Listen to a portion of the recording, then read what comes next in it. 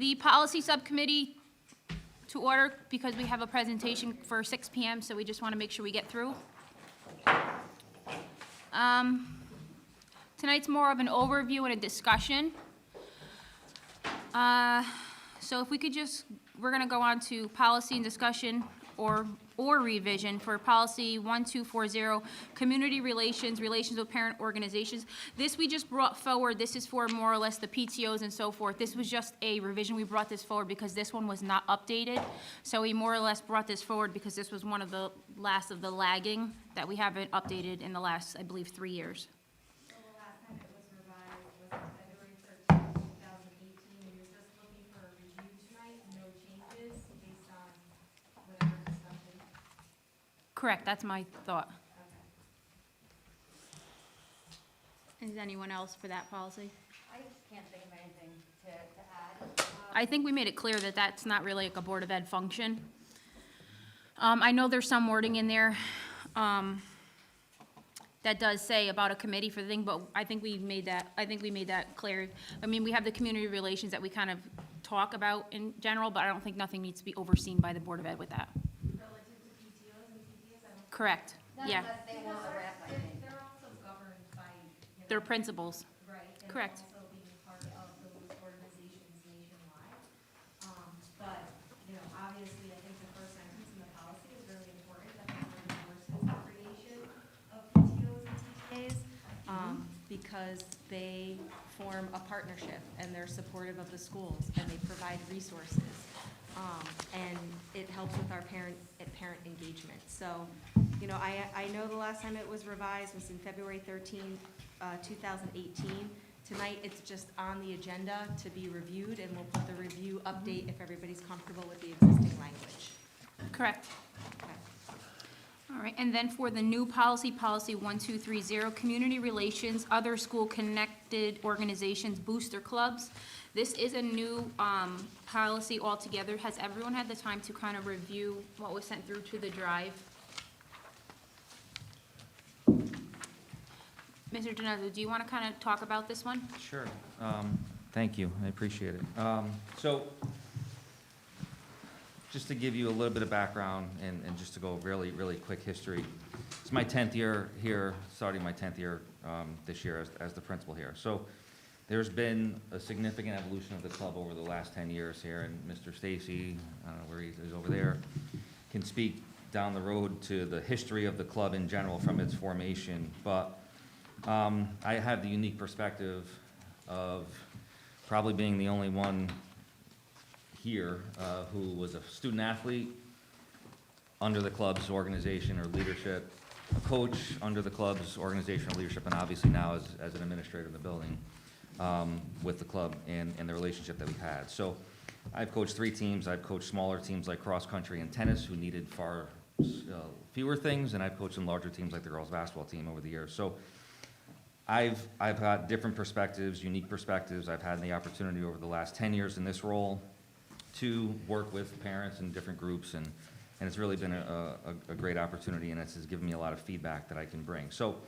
and not to go and belabor the history of the club, but when I started as a student athlete in 1992 here, there were separate clubs. So for those that are on the board that don't know, you had your hoop club and your diamond club for baseball and your gridiron club for football and your face-off club and so on and so forth. They all operated in kind of a solitary state, and I think the purpose of the club as it sits right now and what we'd like to see from the future of our booster club is solidarity, not solitary rule. And the purpose again is that it's an umbrella club to support all students. And I think this proposed draft of a policy actually incorporates more of our activities. It incorporates our marching band program and our theater and our drama production programs. Many of those students are also student athletes. So as we talk about fundraising and not wanting to stretch kids too thin or the community too thin, we oftentimes have our students who are leaving their track and field state meet out in Bristol or New Britain, driving back for their spring band performance. So we recognize that. We want to make sure that all of our students are supported, student athletes, and then our students in our other activities as well. The board, as you know, the Board of Education has put in many systems and controls over the last several years to kind of consolidate the student activities fund and the student activities accounts that we have here at the school. There are now clear, concise processes that have been put in place. We have the ability to follow Board of Education policies and procedures. And obviously, we have our own tax exempt status, which allows us to take advantage of that when we make larger purchases or things of that sort. So what kind of the vision for this policy and the reason for this policy, and I'll give a very brief, the genesis of it probably came, as many of you are aware, from a letter that we received from the Secretary of State that the East Haven Yellow Jacket Athletic Club they received a dissolution or a revocation notice based on an incorporation that was created at some point. The club had done some of their background work, and they contend that they are not incorporated and they are not a business. And that's stuff that, as I've explained to them, that's something that they could work out with the Secretary of State. That's not something, I'm pretty black and white. This is what we received. They received a notice in here at school to not function until those pieces were worked out. So in that regard, based on some of their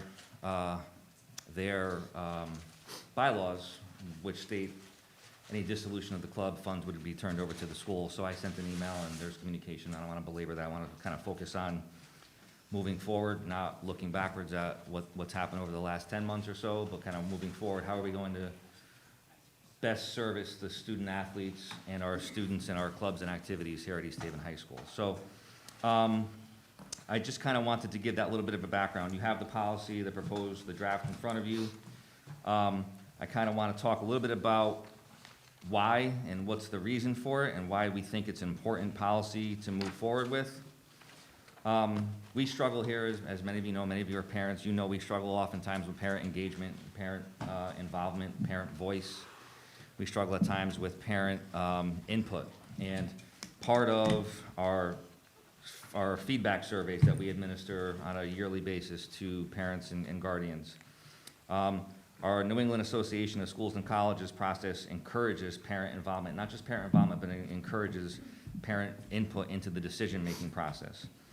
And as you see in the policy, as you know, as much as we appreciate the work of everybody involved with the club, we believe that this is a parent-run group, and as such, members of the executive board should be current parent or guardians of current students at East Haven High School. So that would be step one in that policy, as you kind of see on page 2 of that. And it just kind of works through the ideals of it. We want it to be open to any members of our community, current or past, student athletes, past parents, past grandparents, for that matter, whatever it may be. The purpose of this is to us, again, I mentioned marching band, I mentioned drama, is to provide equity between all programs and all of our students, to make sure that there is a formal process in place that is clear-cut and there's a true partnership between the school, staff, the administration, and both students and parents. We want to make sure that there's kind of protection and safety, and from a liability standpoint. And, you know, we approve fundraisers for all of our activities here. And we know when our students go out to a bucket shake or a car wash, that when we approve it and they're acting with our name and our likeness, that they are under East Haven High School's guidelines. And when we don't approve those fundraisers and we have a student who may, or a parent for that matter, who may be involved in a fundraising activity that may result in potential injury or something of that sort, the question is, if we're not aware of it, if we're not approving it, if we're not overseeing it, who's liable in those situations? And is there insurance with an outside club or a booster club? Or does that club have, you know, certain protections that leaves them? So the question is, who's responsible in those cases? And we believe that if we have our club under our kind of guidelines and our supervision, that our students, our parents are all protected. We also had these questions about expenditures made on large items such as camps, which we support. We want our students being supported, going to things, having professional services relative to instruction that might be beyond what our coaches can provide.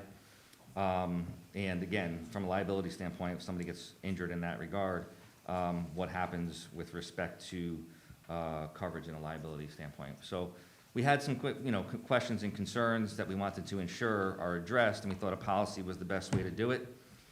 We have things that are working right now. Our marching band is currently under our student activities account here at school, and they have been for quite some time. So is our drama club. Every club and organization, for that matter, keeps their money in our student activities account. That's managed by our district finance office and our finance department. So to give you just kind of a quick overview of how that happens, a fundraiser is requested, it's approved by my office. Money is then deposited using a specific form and specific locked bags and systems and controls put in place. Checks and balances are put in place, as I mentioned, and the money then is earmarked for that specific group in our student activities account. Drama Club is a perfect example of that. They have an upcoming Thanksgiving Pies fundraiser. The money that they raise will be deposited into their account. That can then be used to pay an invoice of a bill that they've used to purchase a specific item. I'll approve that check request. It'll then get processed through accounts payable, and usually that check is sent directly to a vendor. Again, we're tax exempt, so it really has some great benefits to it. That's also worked extremely well with the band over the last several years. We've purchased items that go beyond what we could either provide through the budget process or spirit gear items that would be appropriate for kids as they walk around our halls on a day-to-day basis and throughout our community. We do have a few teams that have money in our student activities account also. As I mentioned, this goes back to that letter that was sent out last spring. So we had some teams start to do their fundraising through us.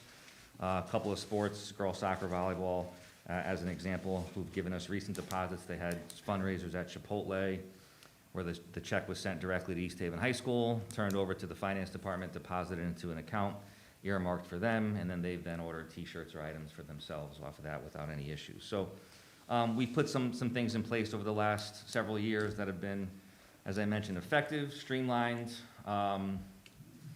safeguards, and I think that's the genesis for this this draft policy and this proposal. It goes into things such as concessions. We would like to rotate concessions. We have a fair amount of events that happen here at school, whether it be athletic events or rental events where we have the opportunity to use that as fundraisers for some of our smaller clubs. We'd like to see, 50-50 raffles and the concession stand being operated by your smaller teams at a football game, for example, where they could have the opportunity to raise all the funds that they would pretty much need for the entire season. It can be done in one fundraiser in pretty much one evening. We have drafted that policy. I don't know if there's any questions that you all have relative to the actual draft of some ideas that were put down. I want to address maybe some things that may be out there relative to our desires and things of that sort, and maybe some different rules and regulations. I'm going to be very clear. I want a partnership with a booster club at East Haven High School. I do not want fractured, splintered, independent clubs. If that was the case, we would have had some of the staff members who have desired to do that, just allow them to do that over the last several years, and we have not allowed that to happen. Beyond that, I want to kind of address some of the things that may come out at some point that you may hear, whether it be tonight or in the future, from community members, that the CIAC does not allow booster clubs to operate. Let's to put that kind of to the side. I'm going to serve on the CIAC Board of Control, so that is not an actual thing. And speaking with Greg Simon, who's the Associate Executive Director up there, they don't care where and how East Haven High School students get items and from where that money's come from. They do have one caveat, and that would be they kind of frown upon monies being spent for out-of-season programming because they do have specific rules relative to out-of-season coaching. However, our coaches aren't allowed, they're not permitted to compete or coach their kids out of season. So that would be the only thing that is a little bit of a gray area for them. But aside from that, they don't have a preference where we order sweatshirts or spare gear from or any of those different things. Vin, Yep. so where does the public find this draft that they can read it and research it. Well, this draft, I believe, was in the packet that's on the district website, I believe. Okay, I just Yeah, want to make this draft everybody will- aware. Go This ahead. draft, once, this draft will be discussed, after discussion tonight, this draft will be put, this draft is on the agenda. Yep. After discussion, this draft will be voted on this evening. Well, after, questions from the board, I do want to ask, there's a few members from the Yellow Jacket Club. I did say that they would have the opportunity, because I do want to open the discussion, because I want this to be a collaboration, so that they know that this is going to be a group effort, that everyone is, I mean, these kids, obviously, with the support of everyone, this is how this is going to be successful. So I want, even if you want to come and sit at the table and, speak, that's the only way that this is going to be able to move forward. Do you have questions for us, or how, how we can make this? She should introduce herself. Yeah, please, State yeah, your name. absolutely, please do. I'm Lori Butler. I'm president of the Yellow Jacket Club, have been for 10 years. Our purpose to come here was mostly just to answer questions if you guys had them. But I will say, when talks started a couple years back, when we were going to have a better working relationship with administration and so on and so forth, it was more fun talking. The parameters that are being spoke of tonight is not necessarily what our big discussions were about. It was more about funds being handled at the school and things like that. Okay. I think I speak for the whole board and most of my members, and some of them are here. A working relationship with administration obviously is key, and we're okay with that. I think that there was some miscommunication about the club, which was negative towards us, which with all the work that past and present people have put in is not really appropriate.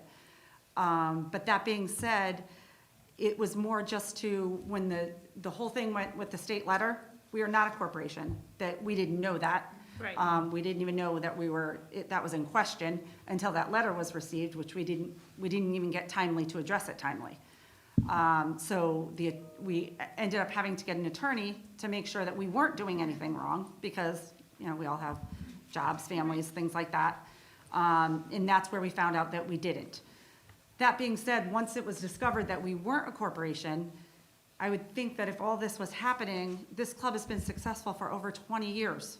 Why wouldn't you build on what's already there? Right. And I think I speak for most. We had a meeting last night. It actually was a better turnout than we expected, because we were abruptly shut down in February of last year and have not had an in-person meeting other than small board meetings, like minimal function at a very minimal basis.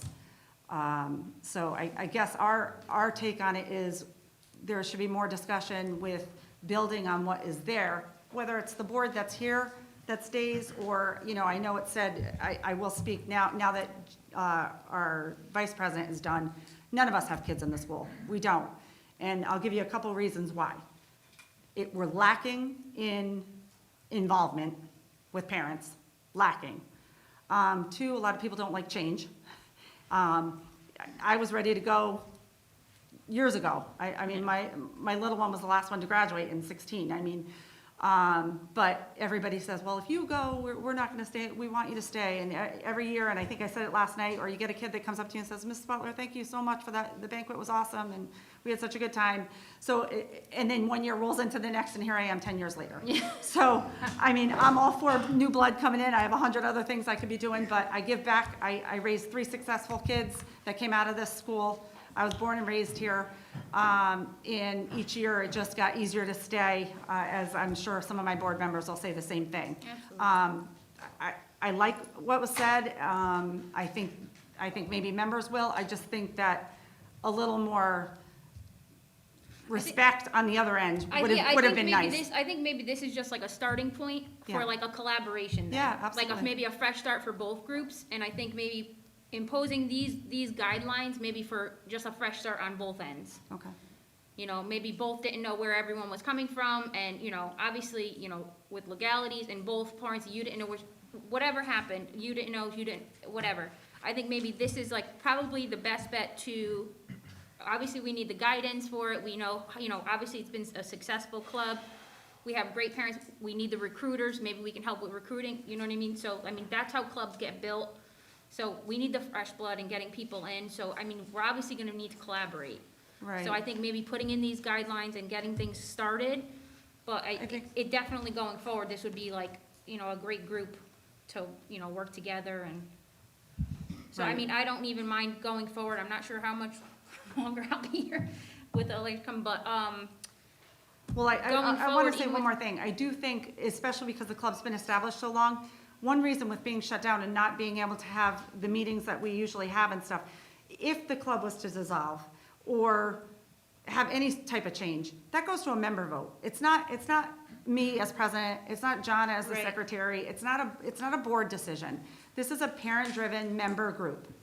And I guess what we were worried about was it just being shut down by maybe we people don't that don't even have need to the. use the word dissolve either, maybe it's like just a Well, disband- transition, a you know? transition, or- A transition, But and does it two, mean because that- that's a scary word, dissolving something is a scary word, it's like you're wiping will when away you of live. something that's, you know, been there for a long time. Right. And, you know, to dissolve something, I can completely respect that you know, you would feel, that's a threatening, you know, you're taking away someone's work that they've put in a lot of time, so. Well, this was brought up, I believe, the Booster Club back sometime like in January or something, and then there's been no talk since about transition. So that's what, the impression that members were getting, the community was getting, was that this club was being shut down and that another Yeah. one was So I starting. think that's why tonight was very important that we opened this up and made sure these conversations happen in person, because I know online, a lot of things, you know, could be misconstrued and, you know, emails, you know, perception gets taken differently, but I think like personal conversations and, you know, us having these conversations are very important. Right. Just I for us agree. to, you know, start this. Right,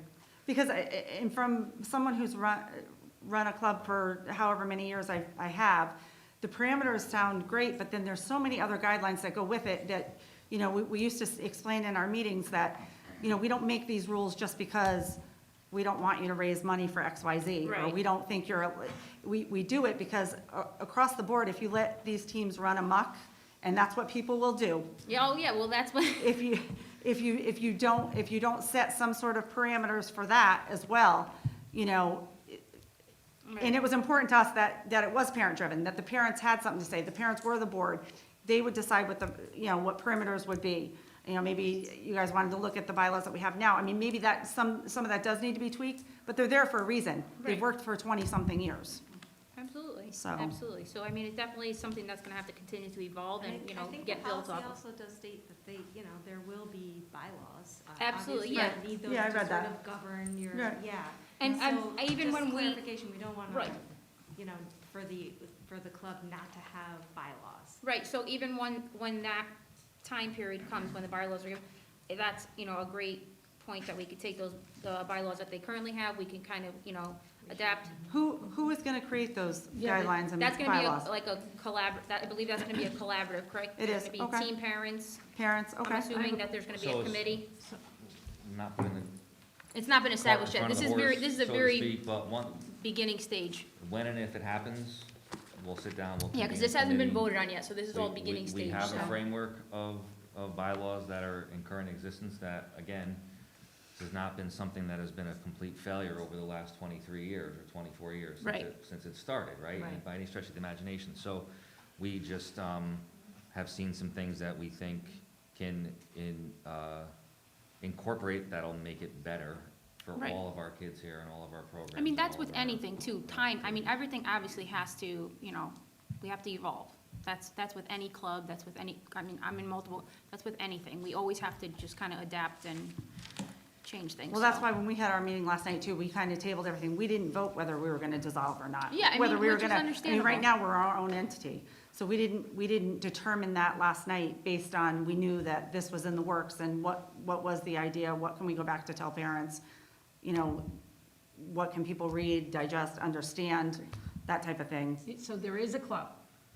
There is a Yeah. booster, There is a Yellow Jacket Booster Club. Right now, it just involves athletics, which one of our parents had brought up, maybe incorporating band, drama, other clubs, or what have you. But again, we were shut down for a while, so we didn't have those discussions yet. But yes, the club is still intact. And that would be an opportunity to sort of, because, you know, how the current Yellow Jacket Club operates relative to the bylaws and in finances and how the band operates and the drama club are different. So creating one will give us an opportunity to sort of streamline that across all sort of performing programming in the school system. But I like your thought, Erica, on the word transition. I Mhm. think that's a far more appropriate type word Yeah, I to mean- use relative to the work that we're trying to accomplish. Yeah, dissolve is kind of offensive when you put in so much work into something, so. And And- I'd just like to say, so there's several people in the room that were at that meeting, and I just want to say it was an extremely informative meeting last night, and we gathered a lot of information on both sides, and I think both parties are ready and willing to work together in the best interest of the students. And I'm sure we're going to come together shortly on a combination, and we're going to get this all settled. Good. So I have a question. So is everybody familiar with what we're going to vote on tonight? And I don't in think so. agreement? I don't. Well, what would be getting voted on this evening is solely the policy that's before you, which Which- is the new policy, policy 1230, community relations. Okay, it's 1240? I have 1, 2. four. Yes, 1, 2, No, no, that, 1, 2, that, 3, 0. it's, item number 2, It's 1, 2, new 3, 0. policy. I see that. No, 1, 2, 3, 0 deals with PTAs, 1, 2, I'm sorry, 1, 2, Boo- 4, it's- 0 deals with PTAs, 1, 2, 3, 0 deals with booster Correct, club. yes. I'm sorry, okay. Yeah, that's so okay, item number 2. Is, which, That's what's on the agenda. Item number 1 is just going to be just a review, just an update. There's no revision. This was what everyone had received in their packets on Friday. Correct. There's no, Hopefully, they had a chance to review their packets, and that's all that's going to be voted on. yeah, there's no. 124030. I'm- 1230. 30. 40. Community relations, Four- other school-connected organizations, booster clubs. 4.0 is just a review, it's a set policy, there's no changes, it's just a standard review. Thank you. That's what I wanted to make sure of.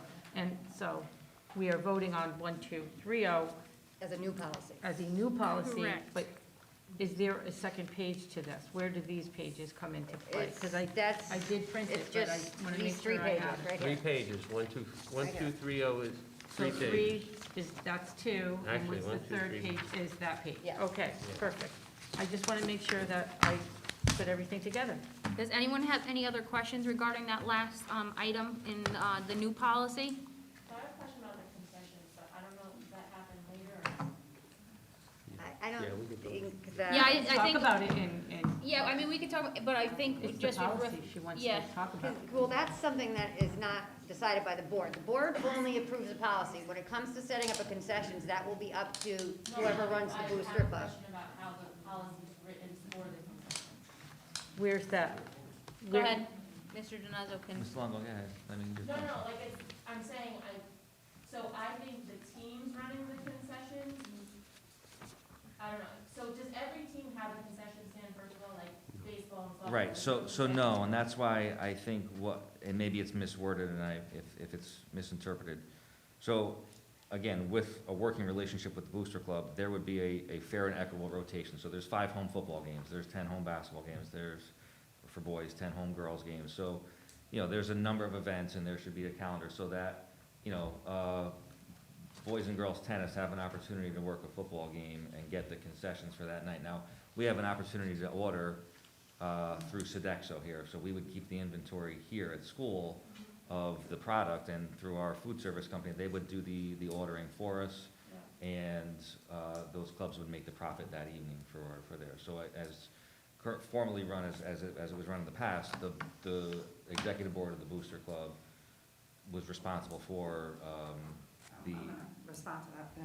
they were responsible for the inventory and then the profit and all those pieces as well. So, and then that went into their executive account, which they use for banquets, awards, and things of That's that what I was sort. gonna elaborate on. That it was used for the whole athletic community as a whole. So Vinnie already touched on it, but I just wanted to, we ran the stand, but it was a service, it wasn't a ton of money either, by the way, but it kept things going, and then anything we did make from that or membership was given back, whether it would be jackets, awards, banquets, and then throughout the years, we've done a lot of give-backs as far as bigger ticket items, because back in the day, they were kind of just accumulating funds. So, you know, ice machines, wrestling mats, volleyball net, that was a donation from the club. So that's what the funds were spent on. I just wanted to clarify, he had already Yeah. touched on it, Yeah, that, no. that's what the money went for. It didn't go to the executive board and we went out to No, dinner yeah, at no, John that was Maria's. never insinuated. So, yeah, okay. But we think it's opportunities, Ms. DeLemo, for the teams to have an opportunity who don't get a chance to raise a lot of money. They have, I mean, the cross-country team has like 9 kids on it right now. Their best opportunity is a bucket shake, but if they could run a concession stand with their parents and get the profits that night, they might be able to raise enough funds to do whatever they need for their entire season. And that's just for one of the athletic programs. I throw our marching band in there. Our marching band kids come and perform at our games. If their parents want to run the concession stand that night, if they're in that rotation to run the football concession stand, they would get the profits for that evening that they could use for their fundraising efforts as well.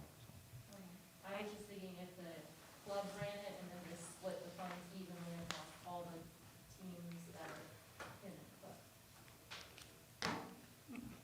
Understood. All right. Thank you. Any other questions? Are people allowed to, I hope I'm not walking down a bad road, are people allowed to do any other kinds of fundraising? Oh, yeah. They Yeah, are? no, there's, Yep. yeah, and then the. Yes. Okay. Car washes, bucket shakes, I mean, the I club can heard speak to that. the different types of ones that they've approved in the past, for sure. All different kinds, T-shirt sales, there's all different types of fundraising efforts.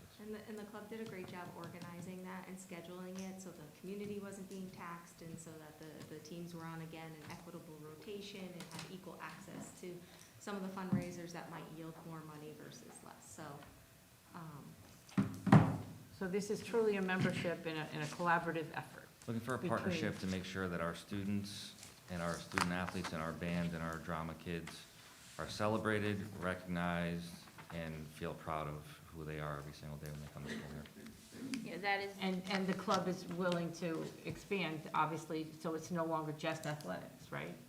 Well, there was talk about it. Like I said, not much has been discussed because that was our first in-person meeting the other night. So, you know, we're a member group. I can't speak for everyone, but, yes, I think that everyone was pretty on board with that. and we'll Everyone was- use this, Erica, like you said, as the sort of the foundation to continue correct, to, build yeah, that. to build from that, to Yeah, make sure that's that the nice. collaboration works, yes, absolutely. All right, so if there's nothing further, I'm going to adjourn the policy subcommittee so that we can move into We have 5 minutes. the curriculum workshop.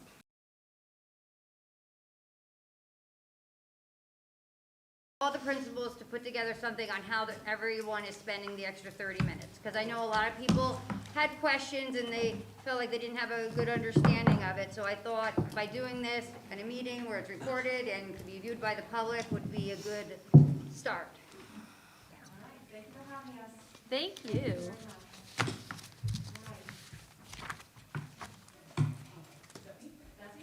Okay, so, we just wanted to outline a few ways that we have been communicating, what we're doing and when to, families and parents. So we just kind of want to highlight, each school, highlighted when briefly in our welcome back to school letter. Each, school also put out, principal news. I have to be talking into my. Should I start over again? Is that, okay, I'll start over again. Just let everybody know who you are. Oh, hi, I'm Christina Torrey from East Haven Academy. Forgot that part, sorry. Okay, let me start over again. So just to quickly outline some ways that we continue to communicate to families what WIN is and what it entails. So some examples are during our Welcome Back to School newsletters that all families got at the beginning of the year. Some of us chose to quickly highlight a little bit of information there. In addition to that, we also put out principal newsletters. And if we can click on an example of the WIN rationale. So there's an example of, oh, let's hope it goes up. This is an example of a rationale that went out in my school's October newsletter. I don't know if we can make that bigger. But in it, it's just a simple rationale that basically explains what the W, the I, and the WIN stand for in each aspect of it, as well as the rationale and the expectations behind it. So there's an example of a little blurb that was added in one of our monthly parent newsletters. If we can click back to the slide. In addition to that, individual classroom teachers will also sometimes highlight the specifics as to what they're doing on a week-to-week or month-to-month basis, some things that they're focusing on. And of course, open house. The only other part that I would like to add is that obviously this doesn't include just individual conversations that we have. I can speak personally that I have gotten several parents that will call and just say, hey, tell me about when, and I always encourage those open conversations. I frequently will tell parents, thank you for calling me directly and asking those questions. So those are just some examples of how we are continuing to communicate it to families.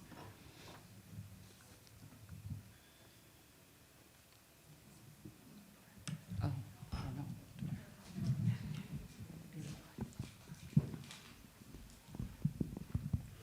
Okay, I'm Laura Cortella, principal of Deer Run. Thank you so much for having us. So I'm going to talk a little bit about some of the benefits. So this came about, we are pre-K 3 at Deer Run, and then my colleagues go all the way up either to grade 8 or to grade 5. So the extended day went across all levels, including our pre-K 3 students. There was a really clear focus in all of our buildings for that dedicated small group from our 3-year-olds all the way up to the 8th graders. All students in our buildings are receiving some individualized, targeted support. And thinking about when you're creating that school culture and having students make those connections with their teachers and also the support staff. So I'll talk a little bit more about when we get to the Deer Run slide, but each teacher in the building, each certified staff, each non-certified staff is assigned to classrooms. And it really allows for those connections to form in those smaller groups. They know that, okay, these are my WIN teachers that come in every single day. They know, okay, if I'm having a bad day, I have so-and-so as my WIN teacher in my whole group class, and they know that there's an extra little check-in with an adult. It also creates that all-in school culture that everyone is really focused on whether our intervention cycle is on literacy or numeracy, and also really set some goals specifically to what students need in those individual classrooms, no matter what their age is. Chris? Good evening. I'm Chris Brown, the principal from Tuttle School. I get to speak to some of the challenges that we faced as we were putting a new program in place. One of the first challenges we faced was staffing, to make sure that we're assigning the most appropriate individual to the group of kids that they can best support. And a fallout from that was training some of the non-certified or support staff in areas that they could then use to best benefit our students. We wanted to take our full volume of students, pair them up with an individual who is going to be able to provide what I need, and also ensure that the quality of the instruction being provided was supported for that group. The last one that we face is the planning and organization. We needed to carve out some time in order to build our initial groups, to do some of the data analysis to make sure that students were correctly assigned to the groups. And then what we do is we do some progress monitoring. We make sure that the decisions were made and the instruction being provided is most appropriate to show the growth for the student. And we needed to organize a system that physically moved kids to the appropriate spaces and do routines and procedures to make sure that this model is effective and efficient for us to be able to keep using. And we've done so over this first 2 cycles.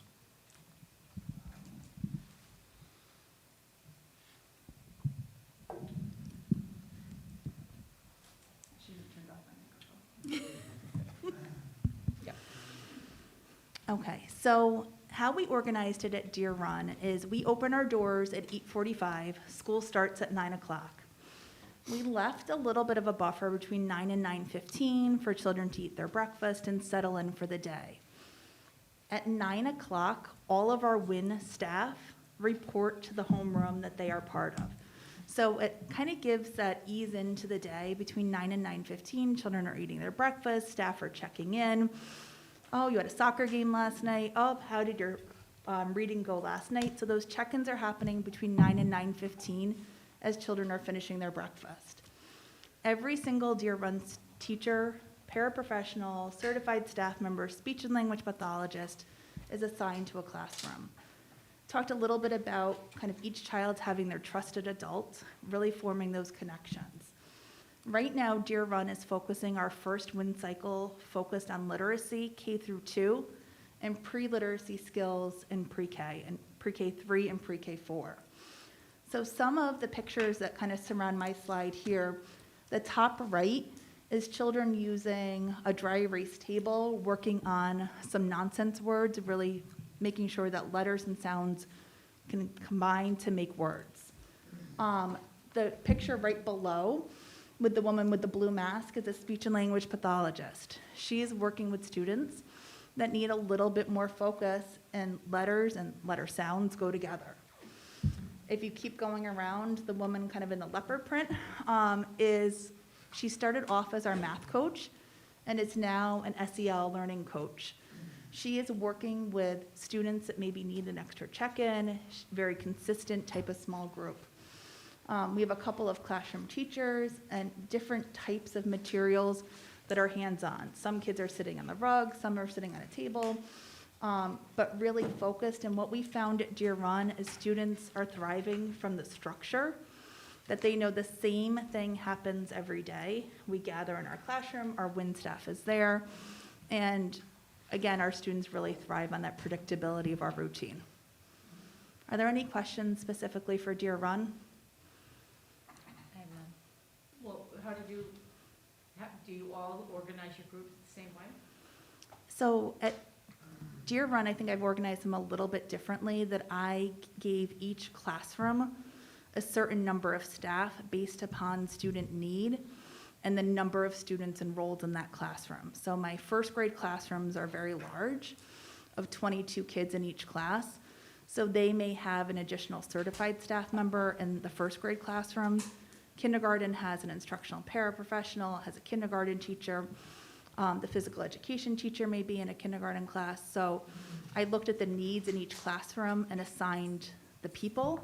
And then each classroom teacher with their WIN team modifies which kids are meeting together in a group. So those groups change as the kids grow and learn, but the staff always stay the same in the classroom. Thank you. Is this on? Okay, it's me. So this is me. So very similar to what Laura just shared about Deer Run, every single staff member at East Haven Academy is assigned a WIN group.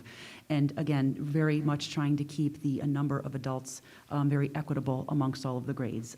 East Haven Academy, as you know, is the only school that serves students from grades 1 to 8. So we chose to, and again, never having implemented WIN here in East Haven before, I had to think of, well, what is the best time that will completely be always uninterrupted? Because that's one of the things. We want 30 uninterrupted minutes, no PPTs, no meetings, nothing can be scheduled during that time. So therefore, with that idea in mind, we chose to implement WIN during we have our block schedule, so we chose to choose period 4. Period 4 ideally is an hour and a half block because of lunch waves. So that is also why you'll notice that not all of the grade levels exactly have the same WIN time. There's a little bit of overlap, but you'll see that 7th and 8th graders have WIN time at a very different time than the younger grades. Our primary focus from day one has been social and emotional learning.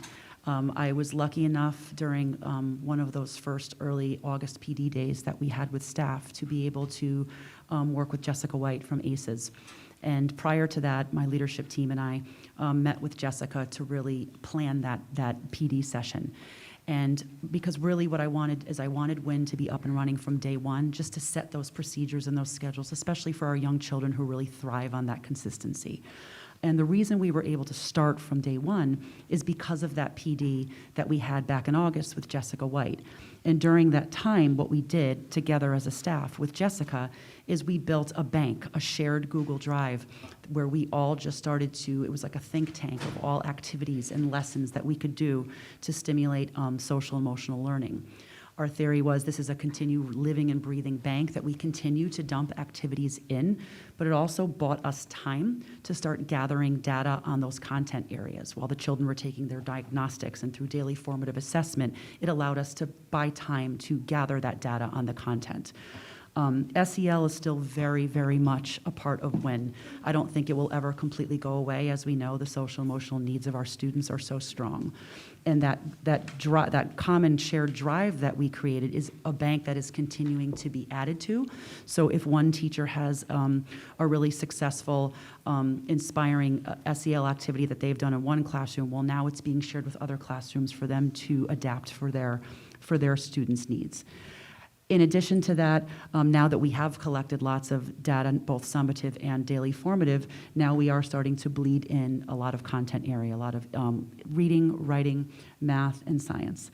I wanted to just specifically highlight that, just to give you an example of one of the activities that we did based on both operational needs in our school, but also needs we saw in our students. So if someone could please click on the bottom where it says fifth graders create more winning spots, I just wanted to highlight an example of something.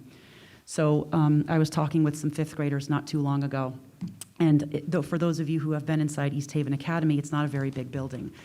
We often are trying to be creative with our space, and we realize that, well, right now we go outside as often as we can. We have a beautiful courtyard, and we encourage outdoor learning whenever we can, but the weather's getting colder, as the students pointed out to me.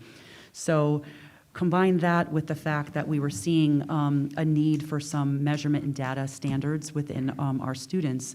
Our fifth graders embarked on a performance task that they did during WIN time, where they developed more spots for students to engage in WIN.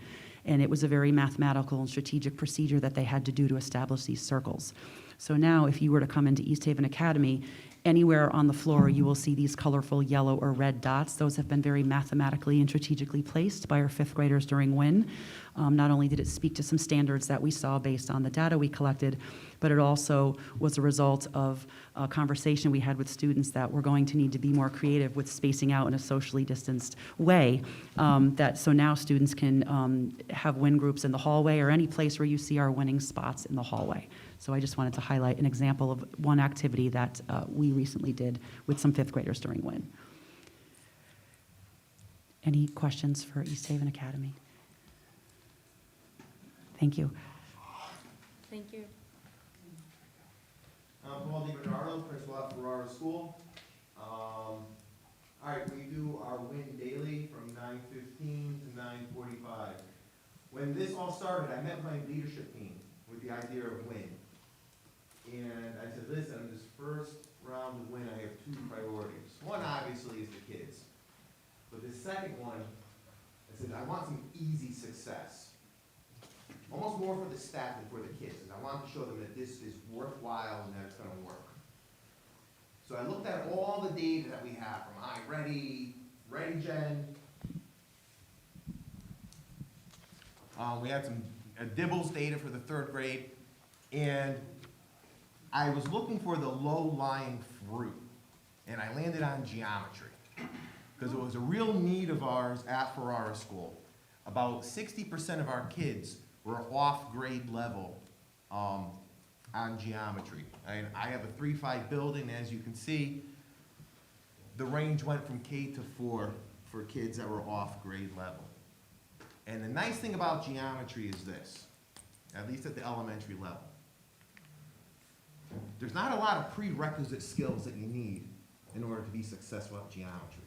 Right? If our first WIN group, say, was division. Okay, well, how are the kids in multiplication? Well, how are they addition, which is a prerequisite to multiplication? Well, geez, I don't know. Well, how are they then with place value? And it gets like an onion. There's not that much onioning going on with geometry. All right? And I kind of listed that little. I have a back brace on. Do you? I do. Yeah. So that I kind of listed over here. So you have to identify attributes, recognize 2 and 3D shapes and lines. If you look at the standards, okay, you're going to see that those terms are used like from 3rd grade, 4th grade, 5th grade, all the way to kindergarten, and it's kind of almost it's very pieced together, very nice, okay. And the nice thing about it is that if you look up there, identify it. It's not that hard to identify something. It's very close-ended, all right. And you can get a lot of bang for your buck in a relatively short amount of time with geometry. So what we did, we looked at all the data and we said, okay, about 60% of our kids at Ferrara could really benefit from some intensive time with geometry. And I bet it's going to be fairly successful, very successful. Students that were on grade level in geometry, about 30% of them went to an ELA WIN group. Fluency, vocabulary, phonics, decoding, high-frequency words, informational text.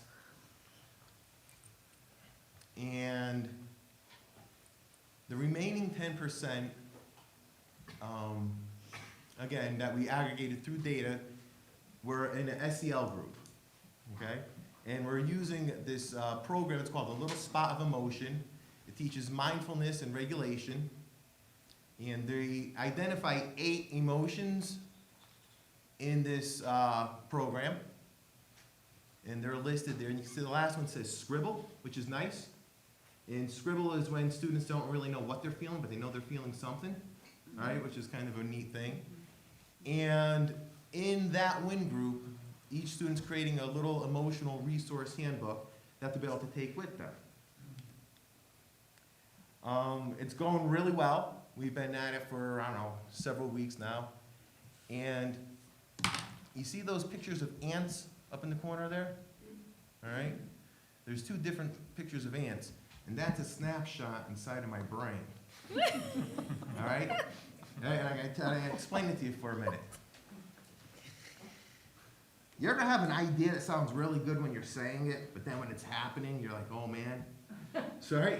So, I remember the first day of WIN, I said, listen, how we do WIN at Ferrara, listen, we have everything, all the kids are in groups totally based on need. Nothing's based on age.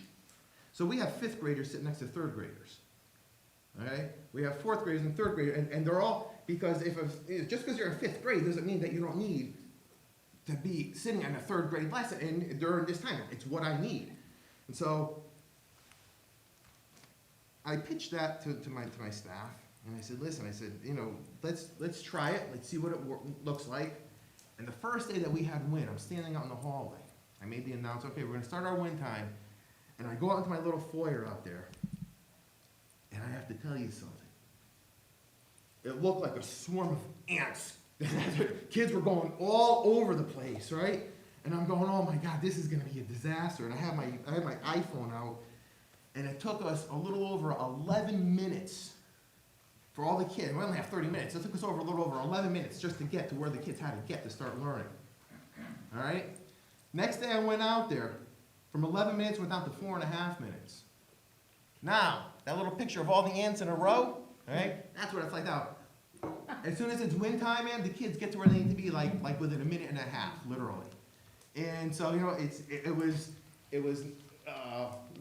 well worth the risk. I see the first day I was like, oh man, but now it's really great. All the kids go exactly where they need to go. And it's nice too because we're developing, even though this wasn't the intent of it, we're developing a lot of friendships that never would have happened between grade levels. Mm-hmm. All right? And it's really, and they're becoming learning buddies.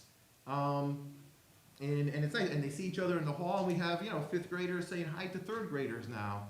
And so it was an additional benefit of doing that. And I'm expecting some really great results. So I'll let you know how it goes. Any questions for Ferrara? Ants? You like those ants marching right along? Yeah. You can get to class, kids. I like that little scribble that, I have to say, my husband's a victim, not a victim, but he's gone through the East Haven Public Schools. He always told me, but he told the teachers that somebody told him a long time ago, when in doubt, scribble. Mm-hmm. So then they think you're really wrong. I don't know where that fits in here, but I thought it was kind of interesting.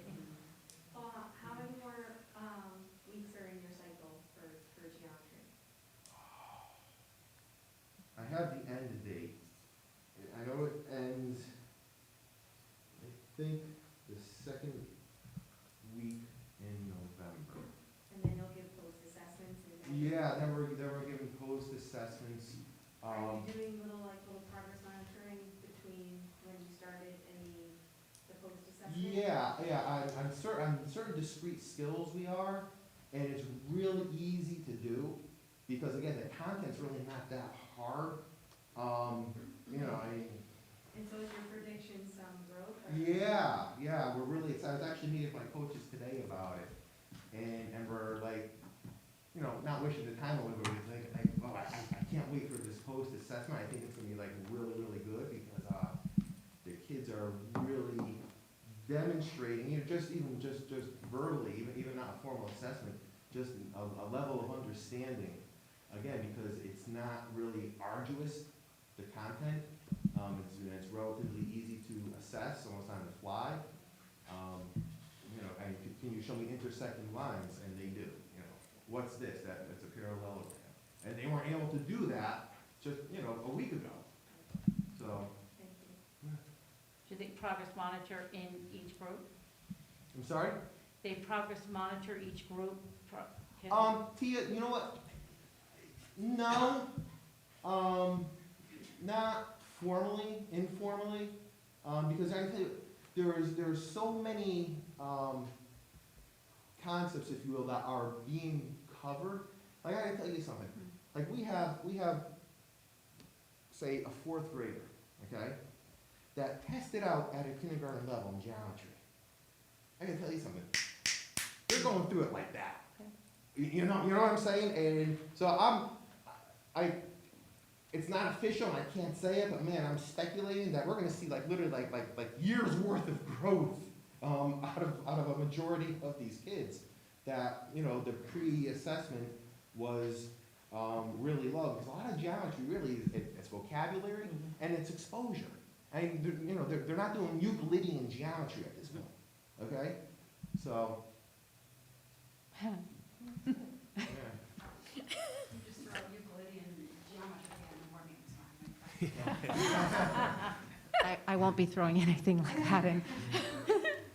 I'm Diane McKinnon, principal at Mamagwin, and thank you also for having us here this evening. We've been really excited about the work we've been doing in WIN. There's a lot of enthusiasm, not only with the students, but the teachers really value this time. So we are ensuring also that our WIN time is every day. It's sacred time, Monday through Friday, 9:10 to 9:40. For the first cycle, for kindergarten, we have our kindergarten teacher and the classroom paraprofessional. There are 2 groups in kindergarten. The teacher is doing 15 minutes of social emotional learning. The para is doing 15 minutes of social emotional learning, and the teacher is doing 15 minutes of phonemic awareness, and then they switch. So everyone in the kindergarten class is getting both phonemic awareness and some social emotional learning every day in WIN.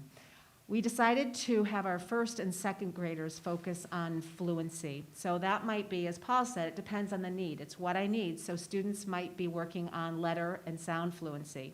They might be working on word fluency, reading words fluently, sometimes sentences and sometimes text. So that is also very fluid. We've also had students that have moved from one group to another already in our first cycle, which is really exciting to see, and the kids are really proud of that too, that they're moving to the next group. We use the DIBELS data to determine this in most cases, and some classroom assessments as well. In 3rd, 4th, and 5th grade, we're focusing on math. We use the iReady data, which was very, very helpful for us to form groups. We decided to focus on the priority standards first, the numbers and operations and algebraic thinking, because the children really need those skills to be successful in the classroom instruction. We want them to not only catch up, but we also want them to be able to be involved in their whole group lessons and their small group lessons in the classroom with grade level content. For the students that did really well in iReady on numbers and operations and algebraic thinking, we moved them to measurement and data. And if they did really well in that, we moved them to geometry. So we do have some cross-grouping going on as well. Similar to the other schools, we have 2 to 3 teachers, staff per classroom. And our math and reading coaches and our academic interventionists spent much of the beginning of the year creating WIN bins, we call them. So every staff member has a WIN bin that has a folder like this with attendance and some goal tracking forms in it and lessons for the teacher, and also a whiteboard, marker, and eraser for every kid. We bought bags of little baby socks for our erasers. So we bought Amazon out of all the baby socks. But yeah, so the WIN bins have been great because they stay in the classroom wherever the teacher or para is working, and they go and get it, and they bring the students right to their place. So we're saving a lot of time. I do want to say that I have to give tremendous credit to my reading coach and math coach, because for this first cycle, they have done all the planning. So that's 3 groups per classroom every day. And it's been really difficult to get all that done, and also train the teachers that do not teach reading or math, and the paras. But everybody's doing an amazing job. We've set up now a Win Depot so that teachers can now, and staff members can go to the Win Depot to get whatever materials they need for the next cycle. We've already seen growth. We did after our iReady training yesterday. Of course, our math coach, who loves data, as I do, went in and looked at our different groups for 3rd, 4th, 5th grade and tracked their progress through iReady. We learned that students should be passing 70% of their lessons and spending about 30 to 40 minutes per week in iReady. We're a little short in some areas with the time on task, but most of the groups in 3rd, 4th, and 5th grade, I wish I had a percentage for you, but most are completing 70% of their lessons. So that's really, really nice to see. And in a few classrooms, we're seeing growth overall in the progress monitoring using Dibble's data for 1st and 2nd grade. So we're excited. We can't wait for this cycle to end and take a look at the data and reform the groups for the next go-around. Any questions from Mamaguin? No questions. Okay. Well, I got one question. So, raise your hands. How many of you are glad that this 30 minutes was added to the instructional time? You can be honest. Yeah, please be yes. honest.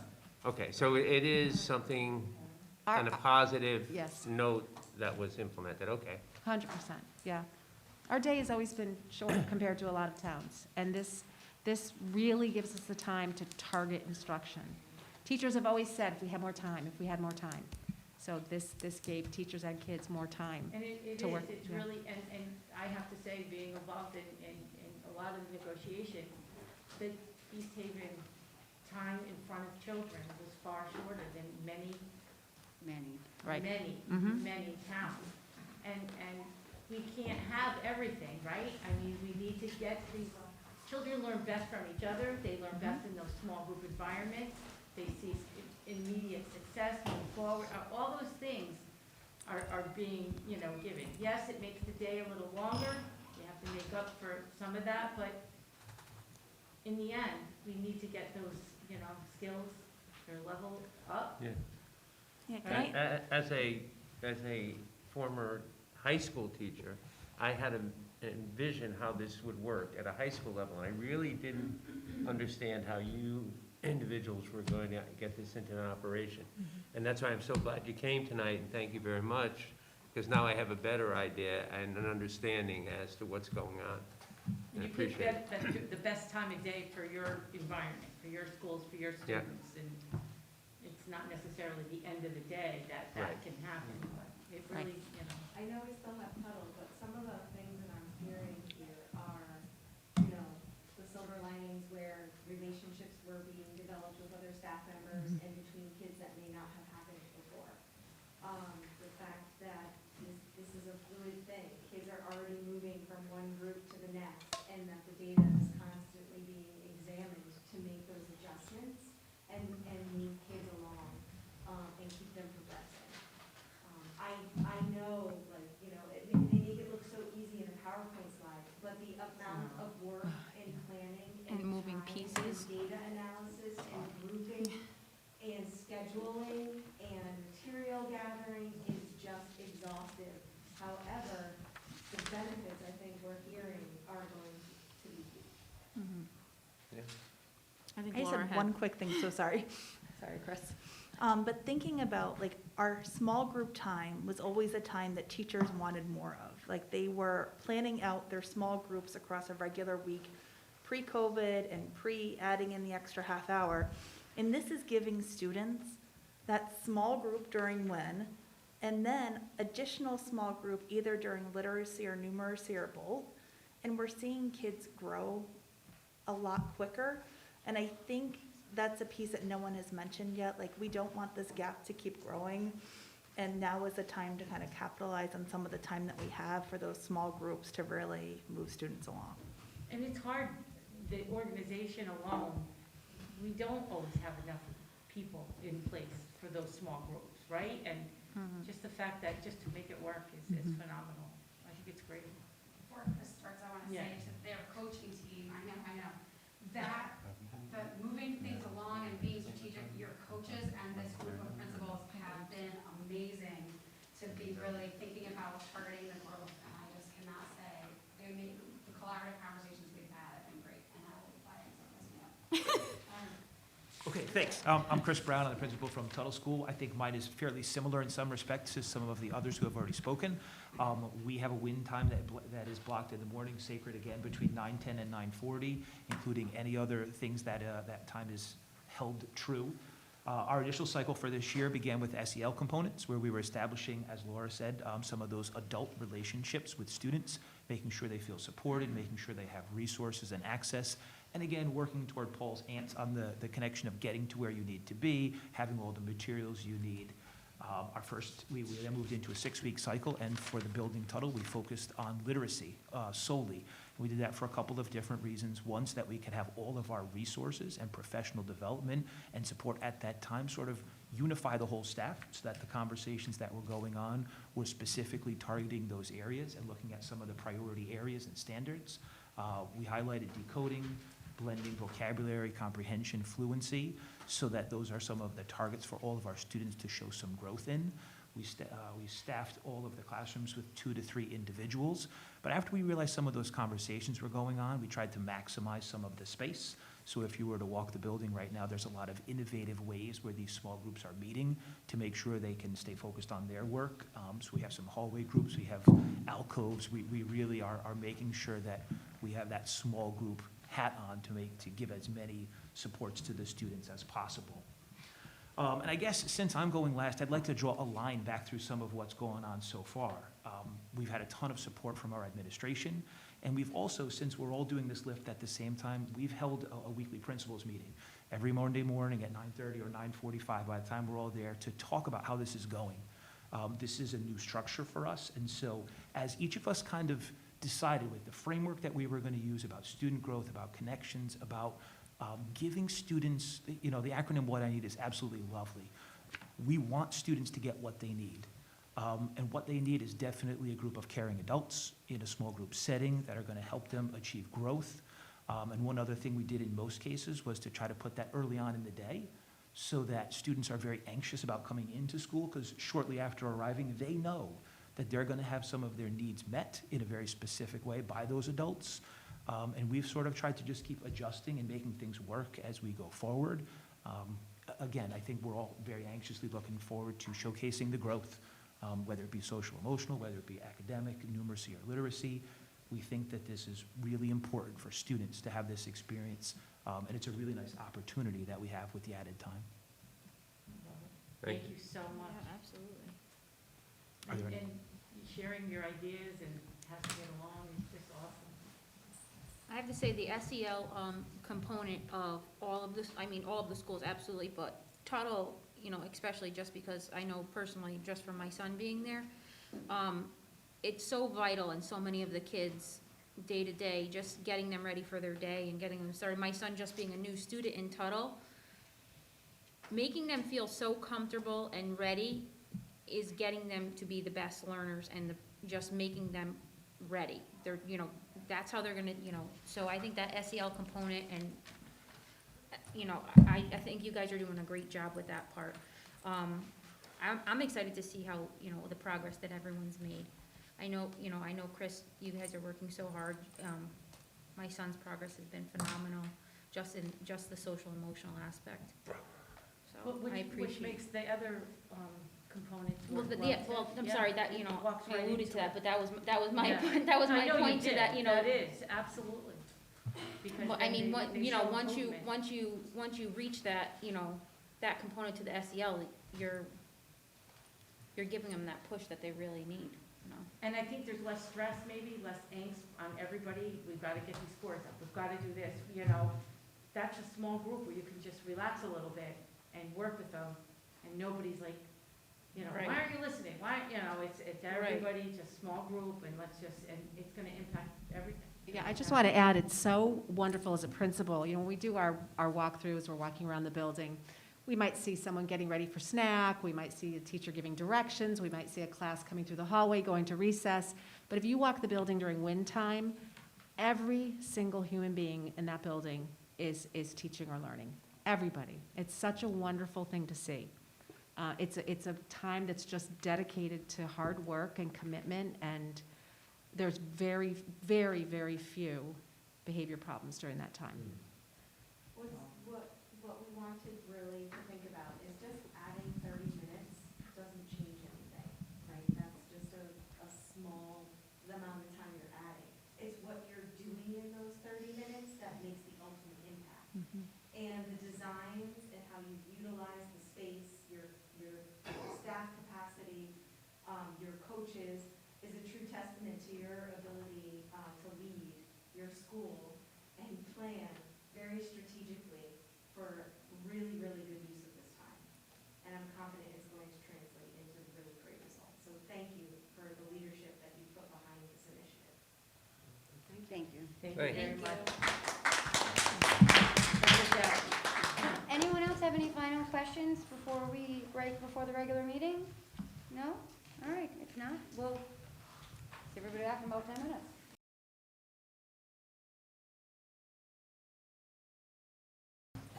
Call to order this evening's meeting. We will begin with the Pledge of Allegiance. Pledge allegiance to the flag of the United States of America and to the republic for which it stands, one nation, under God, indivisible, with liberty and justice for all. Just popped up there. Okay, Melissa, roll call attendance, please.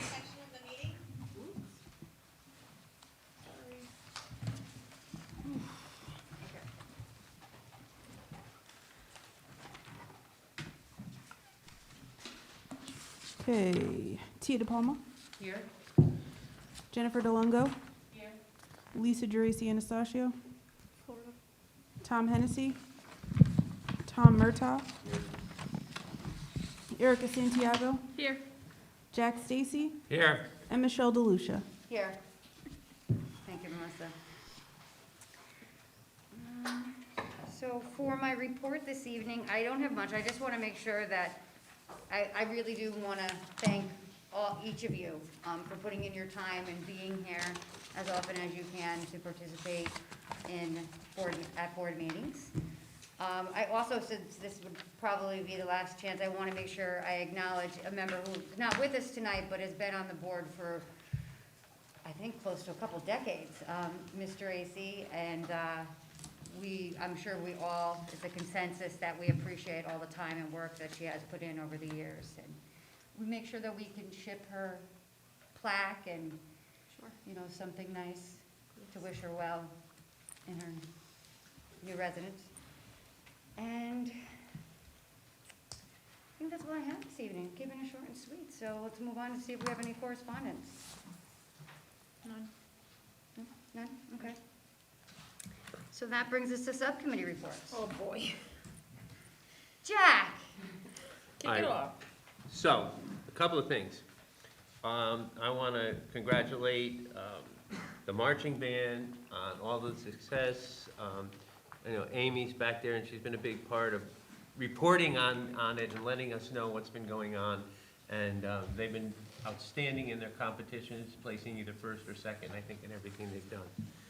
Second, I'd like to report that Coach Papantonio and boys soccer, for the second year in a row, have received a sportsmanship award, the sportsmanship award. Last year, the sportsmanship award came from the Coaches Association.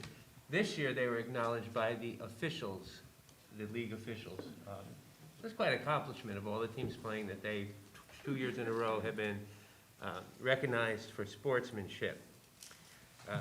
Announced that girls soccer beat Hamden yesterday. They're on the cusp of making the states. Boys actually beat Hill House, and that was their final game. They're done. And then I have to just read you something. Okay. So I told you last time how Mr. Verderam, the athletic director, was working to make the forms easier to manage and whatever, so I'll just read it. The athletic department has been working with tech services over the past few months.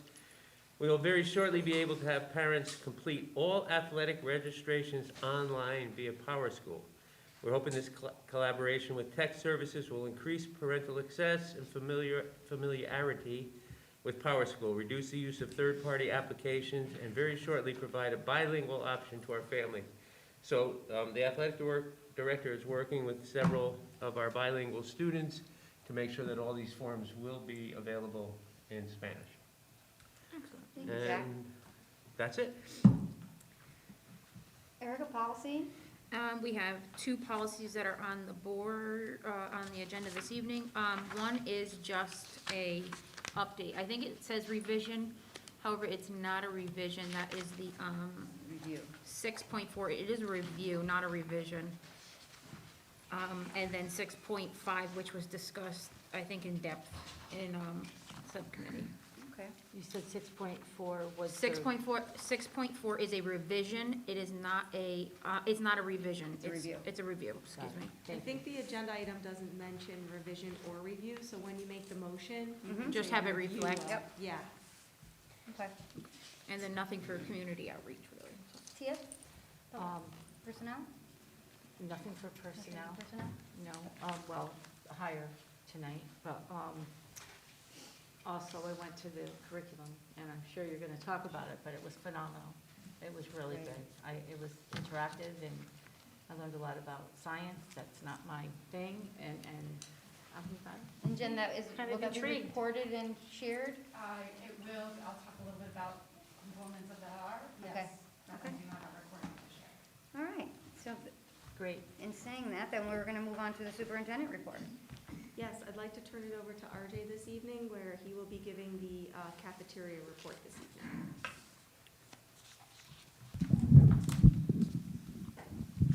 So the cafeteria report in front of you is, it's our first full month of school. So we have income from our food service program of $52,000. I think it's going to be a good reflection to let this flush out for the first few months since we're on a new program. Sodexo is now running, it's called an SSO program, a seamless summer option, so our reimbursement rates have changed since last year. So we are getting accustomed to what our bottom line will be for each month. So the detail is on page 2, the summary is on page 1. Any specific questions I can answer or get answered for you. RJ, can we possibly maybe have Lynn attend a future board meeting to discuss possible, upgrades maybe? Yeah. Being that the program is profitable to possibly offer a different selection, you Yeah. know? So I can coordinate a meeting with her. She can bring along her nutritionist that they plan the monthly menus for. So just give me a date that you'd like to do it in, and we could get a baseline of the operational standpoint, and then we can get her input on possible upgrades accordingly. And if she could just make sure there's like a cost analysis to accompany for the sure. different Yeah, options. she has that already. Okay. She can do that whenever you're ready. Perfect. Good idea. Any other questions or comments? Regarding that, no. Okay. All right. Erica, did you have anything else, or? No, I don't have anything further this evening. All right. Ms. Murray? Okay, so I am excited to report, Jack stole my thunder, but I always like to congratulate our marching band. They always do a wonderful job. I'd also like to congratulate our K-8 team, yes, sorry, Rob. Our K-8 administrative team and math instructional leader Jennifer Bauer, we convened on the 19th of October to engage in a series of classroom visits supporting the examination of our rigor and alignment to standards of our mathematics instruction, and more importantly, sort of identify those areas where we're really supporting students and identify focus areas where we can use our time to embed activities. So that led to a really exciting conversation around some of the data that we see, and then sort of looking at the way the students are interacting with the material, with an exciting interdisciplinary opportunity. We had our athletic director, Anthony Verderam, on those mathematics visits, and we discussed embedding, with our curriculum team leader, Matt Stevens, for visual arts and music, embedding some important numeracy skills in measurement, data, and geometry into music, PE, and health. And it's just a natural way to apply these to the real world. And many of the concepts related to those content areas allow for a nice integration. So we'll be planning for some excited. It was really exciting to just have these great conversations and then be able to apply it in our upcoming PD where they're going to collaborate and engage in some of these. And Jessica White, who was mentioned in the curriculum workshop as having worked with the teams for Win Time, will be leading our Unified Arts teachers in that tag team. Just a really great group of people and nice collaboration with all of our K-8 principals and administrators. That said, professional days are coming up. We have a theme about understanding our students to plan instruction on October 29th. And so teachers will be focusing again in that area, as well as really understanding the data that we have access to be able to design and plan small groups. Our theme for the Election Day PD is making connections, the core of our work. And so our focus themes are a keynote speaker, Joanne Freiberg, who is a renowned expert in school climate, and she'll be sharing information with our full faculty. And then we have some exciting offerings departmentalized that are based on the needs identified by our teachers in PDEC and collaboration with our administrative team. So I'm very excited for everybody who stepped up to plan, implement, put something together. Julie Church was instrumental in bringing Joanne Freiberg into our district, so we've just had a lot of really great luck and bringing a lot of wonderful experiences for our students. And then finally, I'll talk a little bit about today's Curriculum Advisory Council. As you may recall, I do record the components of information sessions at the Curriculum Advisory Council, but we do encourage folks to plan to attend if items on the agenda are of interest to you, and to send me your ideas for items on the agenda. We welcome families to tell me what kinds of questions you have about our curriculum. Today we were able to engage in a hands-on science investigation and sort of be able to talk about the phenomena and the 5D instructional model that we use to help students ask questions, develop vocabulary, and apply all of the knowledge that they're learning and background knowledge and reading, and to be able to be explorers and engaged thinkers. So our core components we discussed were inquiry projects, hands-on investigations, concept checks, and performance tasks where students apply their knowledge to a real-world problem. We also shared information about the Smarter Balanced Assessment and how to read the parents' guides, which were recently sent home. So parents should have received those communications in the mail if you have a student that took the Smarter Balanced in grades K through 8, or the NGS, or 3 through 8 rather, and the NGS assessment in grades 5, 8, and 11. We also shared some information about the iReady diagnostic and how that allows us to sort of plan for instruction, and how it's one measure, it's a check on students. It allows us to make some determinations about which components or domains in our curriculum need to sort of have some supplements added. And so it's not a separate, we've had some questions about whether that's different from Envision. It's not a separate curriculum. It's part of our assessment framework. It's not a curriculum, but more of a tool that we use to get students the supports that they need, and the personalized path for instruction, as well as supplemental lessons that can be used during Win Time. And so all of that information and more, including us playing with some water, can be found on our Curriculum Advisory Council website, probably up by tomorrow. I think Deb was working on it, uploading the video today. It usually takes a day or so. But I do encourage, we do hold these meetings quarterly, and I encourage, we had some nice conversations, and I was thankful. Thank you, Tia, for showing up and learning more about it. I know we get some views on our website, so I know people are watching the recordings at home. But as always, thank you, and let me know if you have any questions. Any questions or comments? No? Okay. Then at this time, we're going to move on to the approval of meeting minutes. Make a motion to approve the minutes of the regular meeting on 10/12/2021. I'll second. Okay. Any questions or comments? If not at this time, I will ask for an aye vote. All in favor to approve the meeting minutes from October 12th, 2021, say aye. Aye. Opposed? Abstained? Motion carries. This brings us to our audience of citizens portion of this evening. If there's anyone here that would like to speak, is there a list up there to sign in, or? There is, There is. We also have one person on. Okay, why don't we take our online person first, since they've been patiently in the waiting room?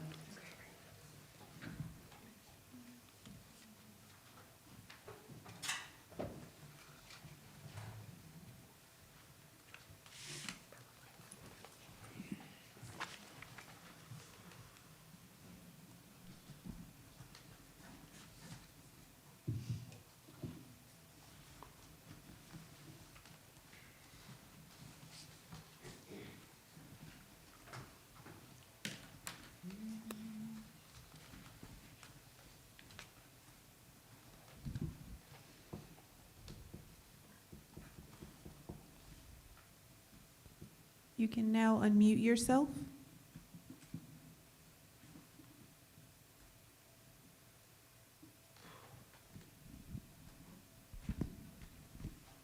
One moment, I just have to put the volume up.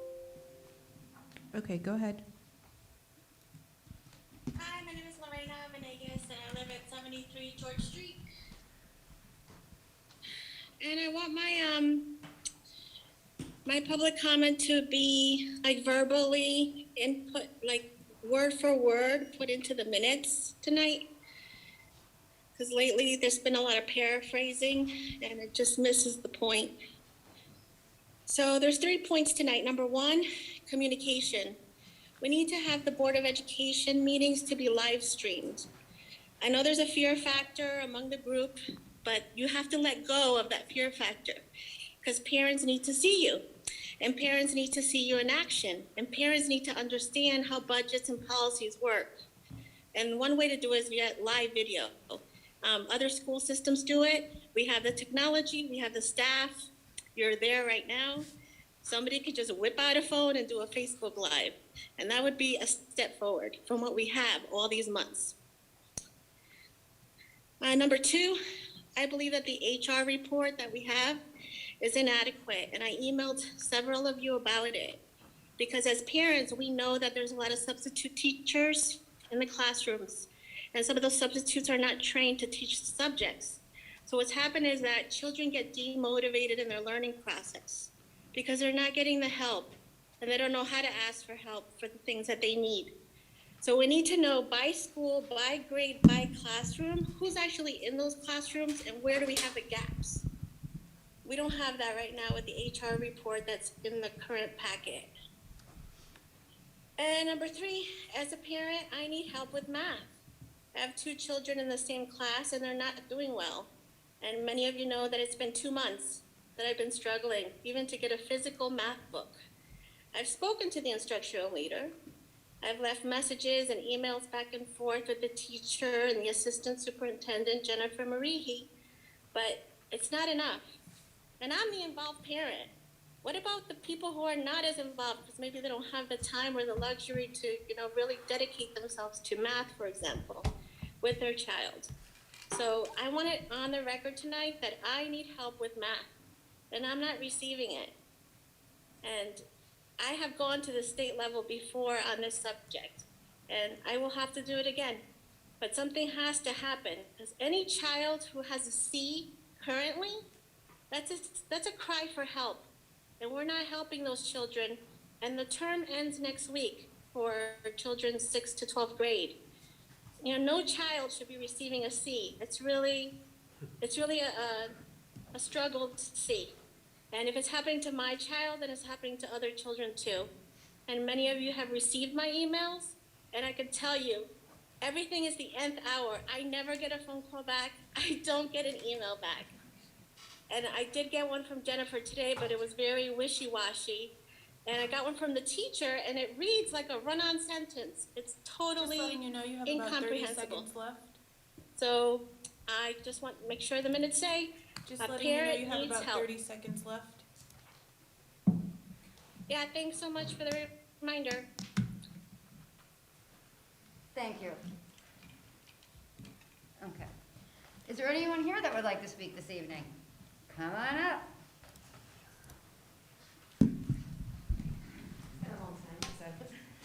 My name's Shirley Hadley. I live at 349 Laurel Street. I currently have 3 children in 3 different schools. I have one at the high school, one at the academy, and one in the middle school. And there seems to be this year, our children seem to be really out of control. Currently at the academy, my 4th grader, I won't mention what class or anything like that, but on a daily basis, her learning and her, the students in the classroom is interrupted multiple times a day by outbursts from children.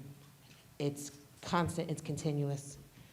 Every day she comes home with a story that these 1 to 2, 3, 4 children interrupt the classrooms on a daily basis. They're getting sent to the principal. What they did today, it's interrupting to where it's now, she can't focus. And it's not just her, it's other children too. And you're seeing an influx of the behavior where the children are, misbehaving. Go back to the middle school now. I've been in the middle school for 4 years. Very involved with the middle school. This year, it's pretty interesting. And I'm sure it's been brought to the board's attention. There's Facebook pages, Instagram pages that have been created about fights. The principal has shut them down, reported them, and it just continues. So my question is there something that we can do as a board or administration, not saying that the children need to be removed, but can we have harsher punishments for the children that are continually misbehaving? And if there are children that need special services, could we look at that? And I want to say send them out of district because I don't know what the policies are or anything like that. But is there a better school or is there a better situation for them other than being disruptive to our children on a daily basis? I know parents have talked to Erica Santiago today. Bus drivers had talked to you today because they had asked me what was going on in the middle school. And I'm like, oh, yeah, it's been going on since the beginning of the year. So there's constant fighting. They're being recorded. They're being put on Instagram. Pages are shut down. They're being put back up. And there's no repercussions. Well, I shouldn't say there aren't any repercussions. It's like a slap on the wrist and don't do it again. Slap on the wrist, don't do it again. And it's now becoming a serious issue because these kids are literally recording these fights. They're creating fights to record the fights to get views. So, can we do something? Because it's getting it's really out of control. The bus drivers are being disrespected. The teachers are being disrespected. Children are being disrespected. Now it comes down to also children being put in harm's way, being on the buses. They're in an enclosed space. A fight breaks out. What happens? Kids are going to get hurt. So, thank you. But Thank you. Thank you. Has to be considered.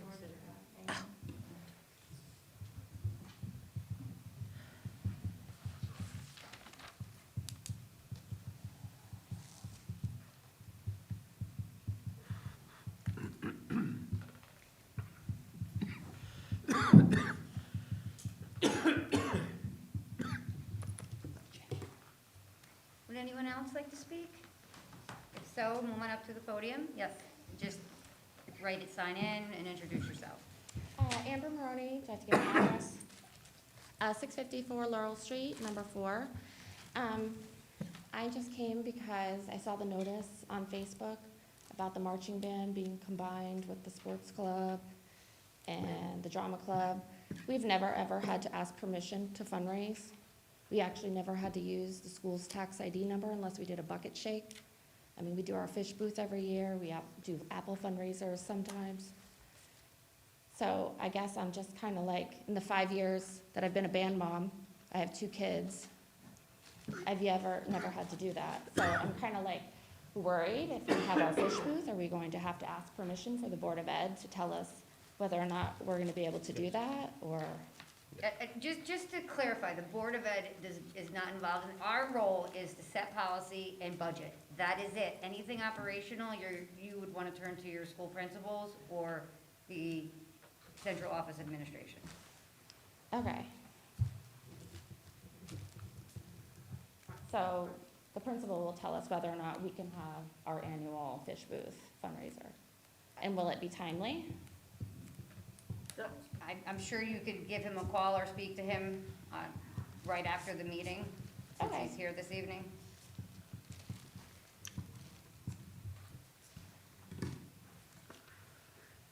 Thank you. I'm kidding. Okay, Jeff? Yeah.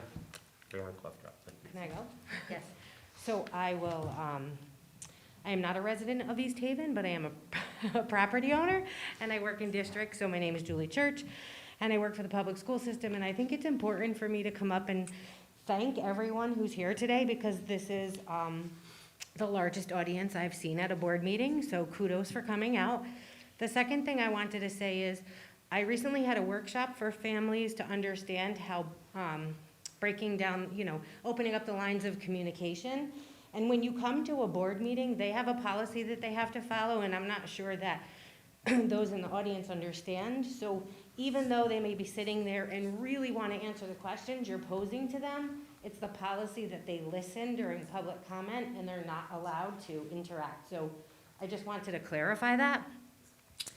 And the other thing is, please, families of East Haven, because you're watching this, open up the emails and read the communications from schools.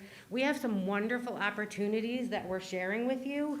And sometimes it's just in support of bringing community resources together for conversations that families ask for. For example, last week, the youth service coordinator, the leader of the rec department, myself, we were sitting in the East Haven Library here for a meeting that families asked for, and no families showed up, and it was very disappointing. So I follow the social media and Facebook posts. I try to provide things you're asking for, but it's a partnership. So please consider the Zoom session for it coming up, and open those emails and partner with us, because it's really what we need to move our district forward. Julie, how many of those forums have you had thus far in the year? That might have been the third. Third. And what is the enrollment normally? I mean, attendance? No.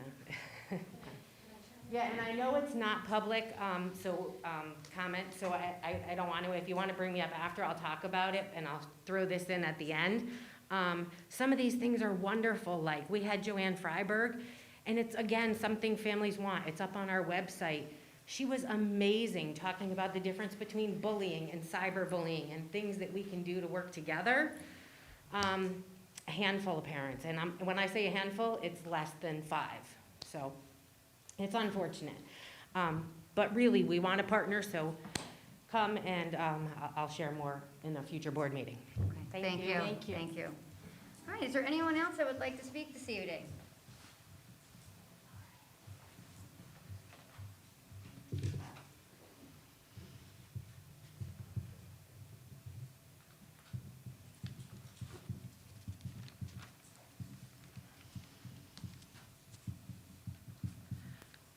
My name is Lynn Torello. I live at 62 Vista Drive. I just have a question about our grants from last year, the 2020 to 2021 school year, the ARP ESSER grants. We received $6,702,164. 20% of that was set aside for learning recovery. And I just want a complete breakdown. I'd like to know how that money was spent. I know there's a lot of people who'd like to know how that money was spent.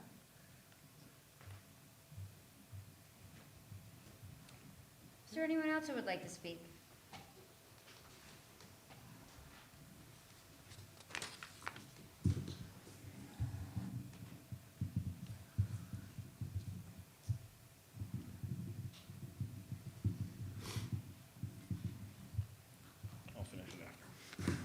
Hi, Chris Bordeaux, 17 Naugatuck Street, East Haven. Two different things that were discussed earlier tonight, one during the subcommittee, one during the workshop.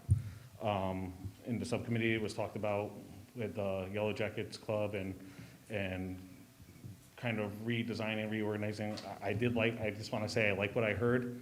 I think it's great. I think it would be a benefit to both the sports teams and maybe the additional ones that they want to add on, the band and the drama club. I know all the kids in this school district work hard to fundraise for what they believe in. I've been involved with sports, been involved with the band, been involved with the drama club for many years, growing up in this school, in this town, and going to this school. So I just like to say kudos to putting that together. I think if the current board members of the Yellow Jackets Club could work with the school system and getting that up and running, it's a positive for the school and for all the kids. The second thing I just want to talk about is during the workshop, I'd like to thank, even though I think they all left, the principals that came here tonight.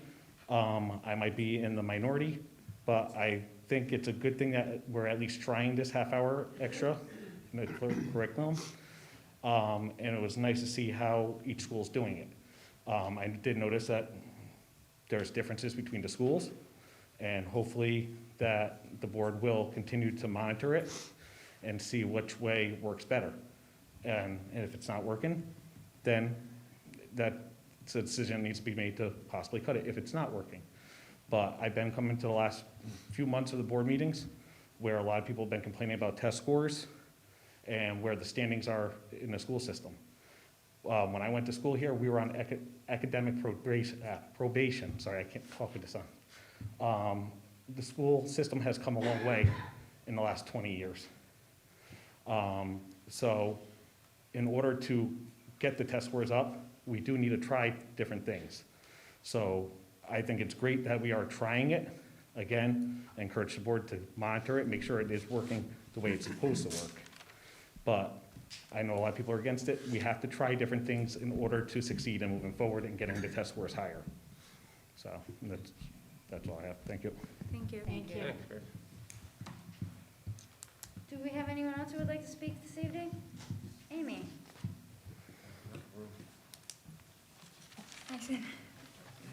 Amy Derbacher, 57 Foot Road. I just want to, I know everyone knows Tuesday is election day, but I want to thank all the sitting board members for all their hard work and dedication the last 2 years and for sacrificing time with your family and friends to be here for the kids in this community. Thank you. Thank you very much.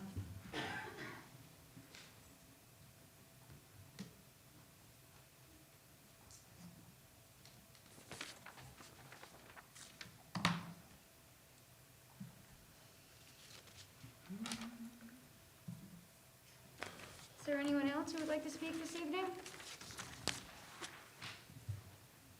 Anyone else online? No?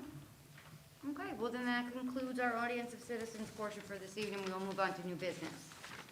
I can tell you, that was pretty great though, because we haven't had that many parent comments I in know. so long. I So know. nice, yeah. Okay, so we have discussion and possible action on purchase orders over 7,000. Do I have a motion? I make a motion to approve the purchase orders over 7,000. Second. Okay, at this time, I'm gonna ask if there are any questions or comments on purchase orders. None. If not, then I'm gonna ask for an aye vote. All in favor to approve purchase orders over 7,000, say aye. Aye. Opposed? Abstain? Motion carries. All in favor? Discussion and possible action on the approval of invoices for fiscal year 2020, 2021 in the amount of $73,748.08. Do you have a motion? Make a motion to approve the invoices for 2020, 2021 in the amount of $73,748.08. A second. Any questions or comments? If not, at this time, I will ask for an aye vote. All in favor to approve invoices for fiscal year 2020, 2021 in the amount of $73,748.08, say aye. Aye. Opposed? Abstain? Motion carries. All in favor. Discussion and possible action on the approval of invoices for fiscal year 2021 in the amount of $1,498,000 $1,642.39. Do I have a motion? I'll make a motion for the approval of invoices for fiscal year 2021, 2022 in the amount of $1,498,642.39. Second. Okay, any questions or comments? Jack? 2 questions, and they're minute. On page 2, advanced investigations, there are 2 different charges on 2 different dates. Are we allowed to get the results on that? I mean, I don't want the person's name, but we're, That's residency. Oh, residency checks. yeah, well, we're paid $1,800. Did they find anything? So if you'd like, you can come look at the invoices in our office, but, yes, it is, generally, we don't go that route unless we're pretty confident and we just need evidence in order to support, our decisions. Okay. Yeah, I just didn't know how the process worked. That's the first time I'd seen that. All right, my second question, very simple. Page 18, Hussey Seating Company replacing some repairs based on service call. Is that outside or inside? Is that in the, was that the Chris Hoffey Field, or was that in the field house? So Hussey came out and the bleachers at Deer Run, there was 3 small bleachers at Deer Run, and end caps were missing, and some students were at risk of getting caught. Oh, sorry. So we ordered end caps for those blue bleachers for safety for the students. Thank you. That's all I have. Any other questions or comments? Okay, if not, then at this time, I will ask for an aye vote to approve purchase orders for fiscal year 2021, 2022 in the amount of $1,498,642.39. All in favor, say aye. Aye. Opposed, abstain, motion carries. So we have 6.4, discussion and possible action on the approval of policy 1240, community relations, relations with parent organizations. This is just a review of our standing policy. There are no revisions this evening. Do I have a motion? I'll make a motion to approve policy number 1240 for community relations, relations with parent organizations. Second. Any questions or comments? If not, then at this time, I will ask for an aye vote to approve the review of policy 1240, community relations, relations with parent organizations. All in favor, say aye. Aye. Opposed? Abstain? Motion carries, all in favor. 6.5, a discussion and possible action on the approval of policy 1230, community relations, other school-connected organizations, booster clubs. Being that this is a new policy, we are required to do a second reading.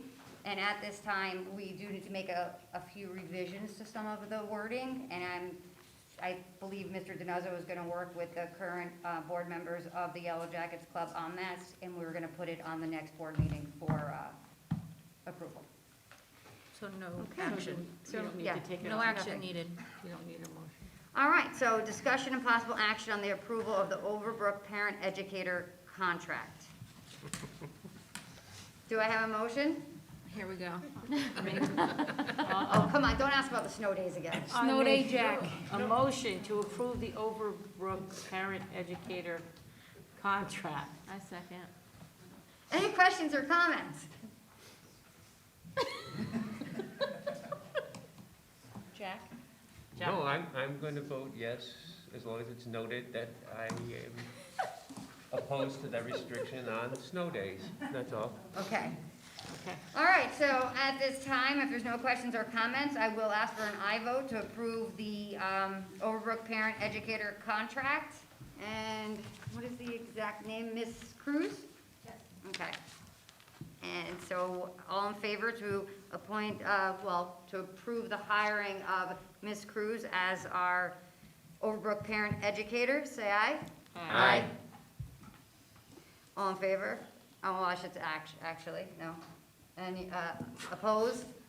Abstention? No. I thought I heard everyone, but I just want to make sure I cover all my bases. All in favor, motion carries.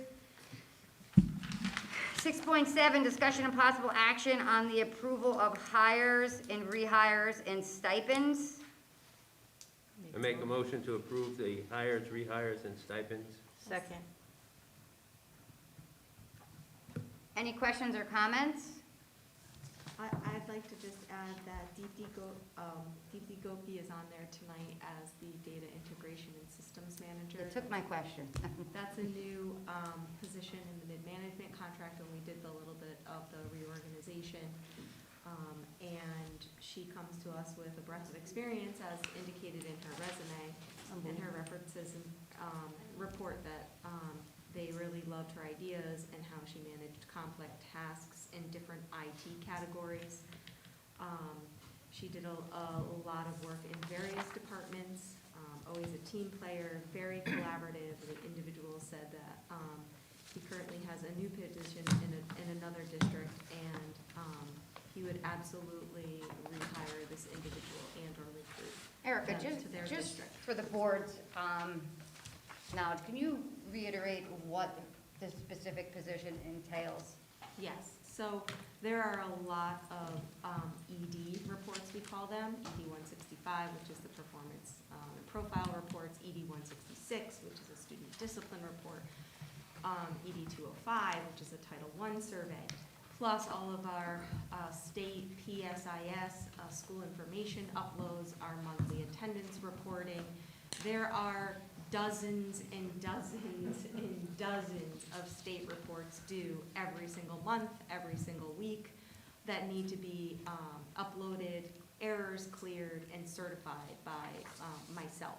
This individual would be responsible for the integration of all of the systems that house that data, keeping it secure, and ensuring that those reports are uploaded on a timely basis to the state in accordance with the criteria, fixing any errors, and also working with schools, departments such as HR, finance, curriculum and instruction to create a seamless integration of platforms and systems so they talk to each other, and also with schools to make sure that data is being put in a clean way so that we can extract it in a more efficient, effective, and accurate manner. It's a big, big position. And the individual it's a management role, so they will oversee the central registration secretary and some other individuals in district who are directly associated with the reporting of this data. Her experience with coding, writing queries, understanding infrastructure, back-end systems, and sort of the connection and through line to all of these departments is going to help us elevate our work around this and create better systems and organizational structures to get data in a simple manner so that we can report it in a more effective and efficient way.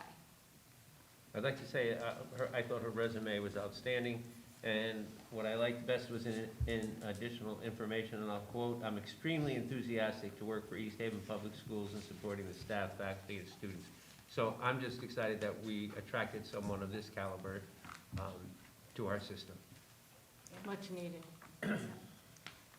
Any other questions or comments on hires, rehires, and I don't believe there are any resignations this evening? Oh, just a small few. No. All right, so No. hires, rehires, and, oh my God. And Hires- stipends. Yeah, And you know what I did. stipends. Okay. Hires, rehires, and stipends, and resignations. Any other questions or comments? If not, I am going to ask for an aye vote to approve the list of hires and rehires and stipends as seen currently. All in favor, say aye. Aye. Opposed? Abstain? Motion carries, all in favor. That brings to 6.8, discussion and possible action on the approval of Memorgwin asset disposal. I make a motion that we approve the Memorgwin asset disposal. I second. Any questions or comments? No, RJ was very eager to explain it, though. No, we're good. Go ahead. And you want to explain it? No, you want me to? You good? Yes. I'm please. good. Not necessarily. I'm We have a 3-door cooler at Memorgwin that we got a price to repair. The belts and main motor have gone, so it's cheaper to buy, it's a $200 difference to buy a new one rather than repair. So we are utilizing our cafeteria funds to replenish our equipment as we've been doing over this past summer. So we are asking to just get rid of this old one so we may replace it with the new one. Any questions, comments, further? No? All right, if not, I'm gonna ask for an aye vote to approve the Memorgwin asset disposal list. I have a question. Oh, you have another question? Do you have a motion? Oh, Yeah, we did. yeah, we did. My Tia question and is, Jen. remember we talked about this last time about recovery and. Correct. Have we done anything about that? Yeah, so we brought the last one to, I think it's Chuck and Eddie's down there, and the money went into the cafeteria fund. We're doing the same thing with this? We will, yes. Thank you. Okay. No. Okay, Yeah. all right. So if there's no other questions or comments, I'm gonna ask at this time for an aye vote to approve the Memorgwin asset disposal list as presented. All in favor, say aye. Aye. Opposed? Abstains? No? Motion carries, all in favor? 6.9, discussion and possible action on the approval of the East Haven Academy field trip transportation. This was discussed in our last meeting. We wanted to get some more specifics. So I reached out to the staff at the academy, and they informed me that they have now currently on deposit 2 coach buses. Each bus costs $1,945. They reached out to the bus company. The reason there is 36 students going on the trip, 7 chaperones, making it 43. Each bus holds 55 students. They are currently holding 2 buses for social distancing reasons, but if things get better over time, they have the capability of shifting that to 1 bus, and the bus company will take that deposit from the second, apply it to the first. The $150 cost is for 36 students. That consists of entry into 2 museums, the transportation, some food, and it also includes a small contribution towards end-of-year activities for the 8th grade class. This is the only time they ask their parents for money. In addition, they also have 2 fundraisers. She mentioned a fundraiser around Christmas for poinsettias and another one around Super Bowl for stuffed breads. That also offsets the annual cost for end-of-year activities for the students.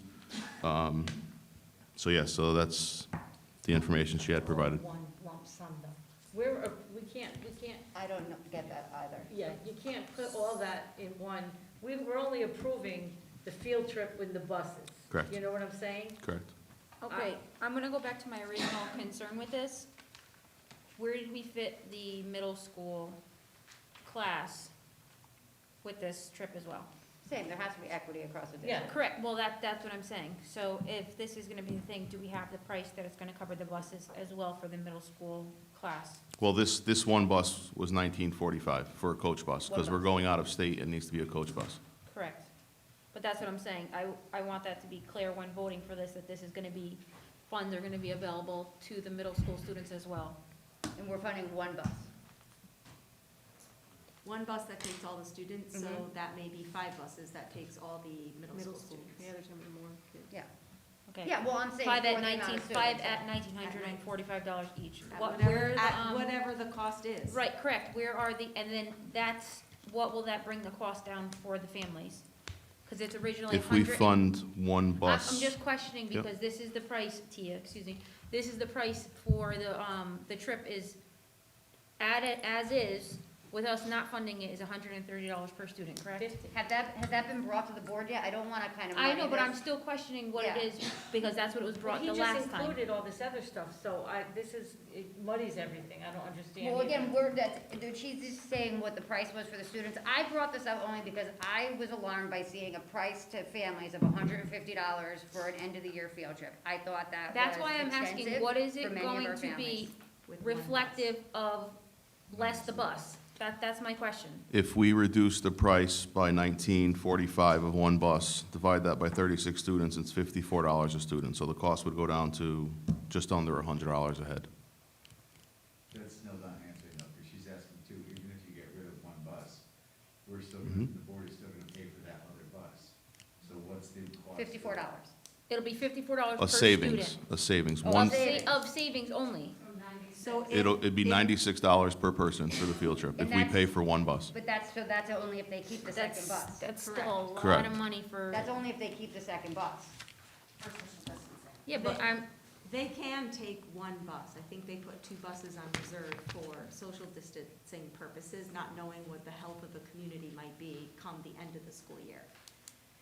Okay. So the cost would be, If we covered the cost of one bus and there was no second bus, it'd be like $52 per student. Okay. But I have a question. They added in money though, so they said this $150 that it was originally, they said would cover end of year activities, plus we do fundraising. It's too muddy, you can't do that. I just want to express that clearly. I mean, I do this all the time, and that, it has to be clear and clearly written in whatever monies they're asking for. In other words, call them class dues then. Call them whatever you want, but you can't just say, okay, so we're gonna cut for this trip.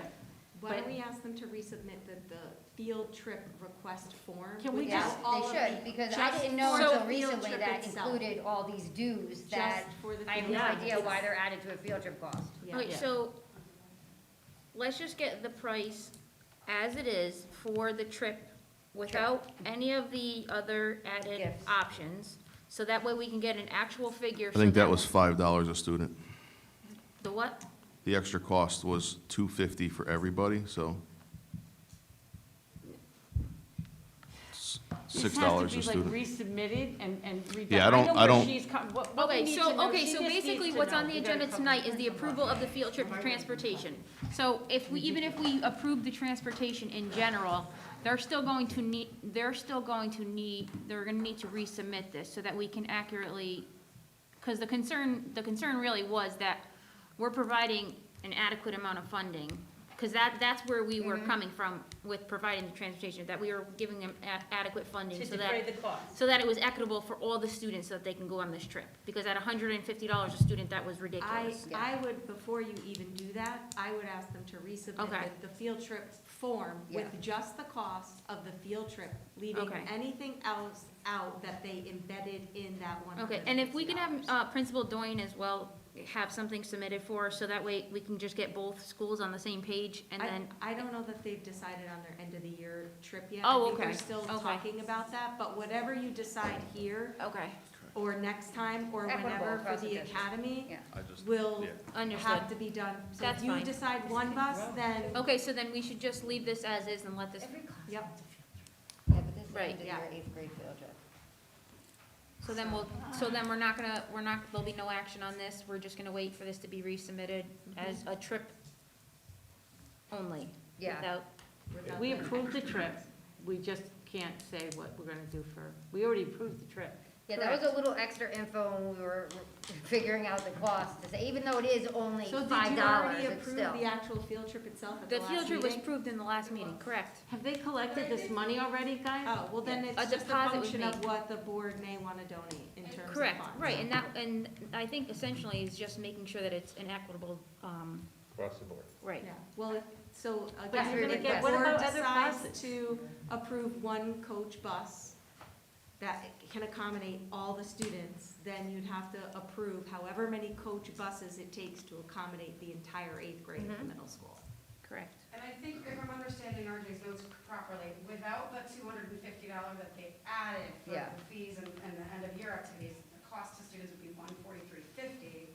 And if the one bus was covered minus 54, $89.05 per student. And I think he included the information about fundraising to say, if the sufficient fundraising were to take place, that 89 would be defrayed, that cost of $89. Understood. But that Okay. 89 is if it's 2 buses. That would be with one bus covered by the Yeah. board and one bus for social distancing as an additional cost to Okay. the students. All right. I get what they're That's saying. was unclear to me. So there's also the option of them fundraising to offset that $89. Okay, I get what you're saying now, okay, Okay. okay. Yeah, So this is just a function of what Yeah. the board's going to contribute. The field trip is already approved. I mean, we of course Okay. wouldn't want to see this price go to the middle school parents either. I mean, it just seems, it seems like a significant amount to ask our families to pay, that's all. That was my only thought. But we don't even know if the middle school's gonna be going. No, we don't as But of why now. not every other grade level? I'm not saying I don't wanna do this, I just worry that nobody's Well, been I able think to it's go on field trips in a long Personally, time. I think 8th grade, it's a milestone field trip. It's not just something that's done, every year. Yeah, they're not going to the Peabody Yeah. or, a thing where it's like this is a monumental, Yeah, point of it's a This milestone trip, it This was is. discussed, it's a one-day trip, right? It's up Yes, and back. to yes. Boston. But out of state is required to coach bus, any trip out of state. No, I understand that, yes. Okay. So So there's then just we're no holding action off, on that. we're gonna hold All off. right, on we're this gonna one. hold off till they get their Okay. Okay. information squared out, I okay. just like to be equitable. All right, so let's move to 6.10, discussion and possible action on the approval of the East Haven Chamber of Commerce tree lighting sponsorship. Erica or RJ, you wanna give us a little background on that? Yeah, so that just was sent by the Chamber of Commerce and seeking a donation, so I included it in the board packet tonight for your consideration. You know, the Chamber has been a partner for the district. We have clubs here who are set up like LLCs who actually belong to the Chamber of Commerce. Mm-hmm. And so, again, it's just for the board consideration when things come to me, such as a request like this. And just to be I clear, bring it our to the students board. are participating in the tree lighting activities? Generally, yes, there are Yes. volunteers and our kids participate in the actual They do, activities. and they're themselves. participants in the business showcase and, They're part of the chamber, like. correct, Right? they've gone in and, met with business So they're owners, asking for a done donation from the business board. practice. Yep, nope, trust me, we Yeah. investigated all the I parameters and agree, ate the we have, surrounding we've done this donations. before. Okay, Is there a, recommendation on, An amount? I do not have a recommendation to the board, I leave it to your Can discretion. we do this before? I thought they were asking for a banner, and I thought there was specific. I thought- there was a, I believe that was, specific I don't have my tablet, but there was were a. there were two options. I don't know what the banner is, but I do know that our students do participate in some capacity in the actual tree lighting. But it's They like, do. how much for a banner? Members and 250 And $25 charge for kids in full color. What? wait, what was the cost, I'm sorry? For the banner, I don't know, I was just hearing two things at once, Yeah. I wasn't sure what. both of these came through. I'm not asking the board to do both, decide one or the other. But the banner is $200 for chamber members and $250 for non-chamber banners. And the street banners will be up from November to March. And then the annual tree lighting, there's different levels of sponsorships. An elf sponsor is $100, a candy cane sponsor is $250, and they each have certain perks that go with each donation amount. My suggestion would be to pick one or the other. I don't think we need to do the banner. I think, the actual tree lighting itself benefits the kids in our town. They all participate in that. I don't think the So banner the itself. banner money doesn't go to the tree lighting? Yeah, it does. They It does, they but I just both see there's do. a deadline of November 15th anyway, so that. Oh, passed. okay, Yep. so So that, this is the same banners like what they have for the fireworks, right? They're gonna go up and Correct. down Main Street, and they'll have a banner that'll say you might still be able to get one. East Haven Board of Education, correct? For legality reasons, it I don't think we actually need a is. banner. Not What? October 15th. I don't think we need a banner. Yeah, I don't think, The deadline hasn't passed, I'm in the wrong. For I was legality, gonna say, it hasn't passed. for legality reasons, it's cleaner to purchase an advertising banner. I'm just Yes. gonna point that out. yeah. I think we should do the banner. Okay. As long as the money goes to the Legality tree lighting. standpoint, Yeah, both. the purchasing of advertisement is easier. Okay, Yeah. that's fine. Okay. Let's, Make a motion. We're gonna go with the banner. All right, So I make a motion, do you want a motion? sure. Motion to approve the East Haven Chamber of Commerce tree lighting sponsorship for a banner for 200. Now, you say our kids are part of that. Is it 200 or is it 250? I know, we're getting No, member price? we're members. We're members. Yeah, we're members, We're there we go. $200 for, that's what I thought, to put towards the, a second. as long as the money goes to kids and. Okay, all right. Any I'm other happy. questions or comments? If not, at this time, I'm gonna ask for an aye vote to approve the East Haven Board of Education sponsorship of a banner for the East Haven Chamber of Commerce tree lighting ceremony For $200. for $200. All in favor, say aye. Aye. Opposed? Staying? Motion carries, all in favor. And that concludes our meeting for this evening. I do want to point out our November 9th meeting will be canceled. And our, what is it, November, 23rd or 22nd? our November Why is the 20. ninth I want canceled? to- Why is the ninth canceled? I'm just curious. Because it's. You won't be sworn in. The new members won't be sworn in yet. It just seems, I don't know, and We had meetings before. I've never been to a meeting after an election until everyone was sworn in, since I've been on the board for eight Well, years. in good faith, I do want to ask for future agenda items. I do too. Okay, wait, well, I didn't finish yet. We're also gonna be rescheduling the 23rd to the 16th. Okay. Okay. November All right, 16th. so we're canceling the 9th and it's going to the 16th. Yes? Yes. Yes, Next meeting is November 16th. yes, and then there will be no meeting on the 23rd. Okay. Cancel. I'll post it. Good thing, those. Mhm. Thank you. Okay, you have agenda items, me too. I would like some too, so. Michelle, I have a question. Yes, Will we have the capability to pay bills? yes. Do you guys have to do anything for that? It's already in the. Again, Yeah. we It's have, already in we the have to, policy. we really have to get a handle on, we are the only district in the state, never mind just state of Connecticut, in most places that even have to approve invoices. That is an operational function, the board should not be playing any part in it. We approve the budget, we approve policy, we have no jurisdiction over that. I'm not even, We I have the still right don't to get it. ask, like, what was this spent on? We should still get a report, no? Yes, of course, Yeah. I'm just saying, we should not be holding up checking. and paying bills, Never, that's what I'm never. saying. Just No. checking, thank you. So I would like to address the behavior concerns going on That's my future fault. That's agenda. mine too. So I Oh. do, yes, I want to ask that policy, a few policies get brought forward. Okay, but I also think that, I mean, it's gonna take everybody to, I mean, we just need to pass some policies about it. Or But I maybe also just- would I There like, think are we- existing policies relative Yeah. to behavior that are in alignment with state statutes Yes. Yes. relative to expulsions and suspensions, so we can certainly review that policy. It would also be my recommendation that we hear about the district's efforts relative to restorative yes. approaches, as well as the engagement activities and some of the social emotional learning work that Julie Church and her team are working on.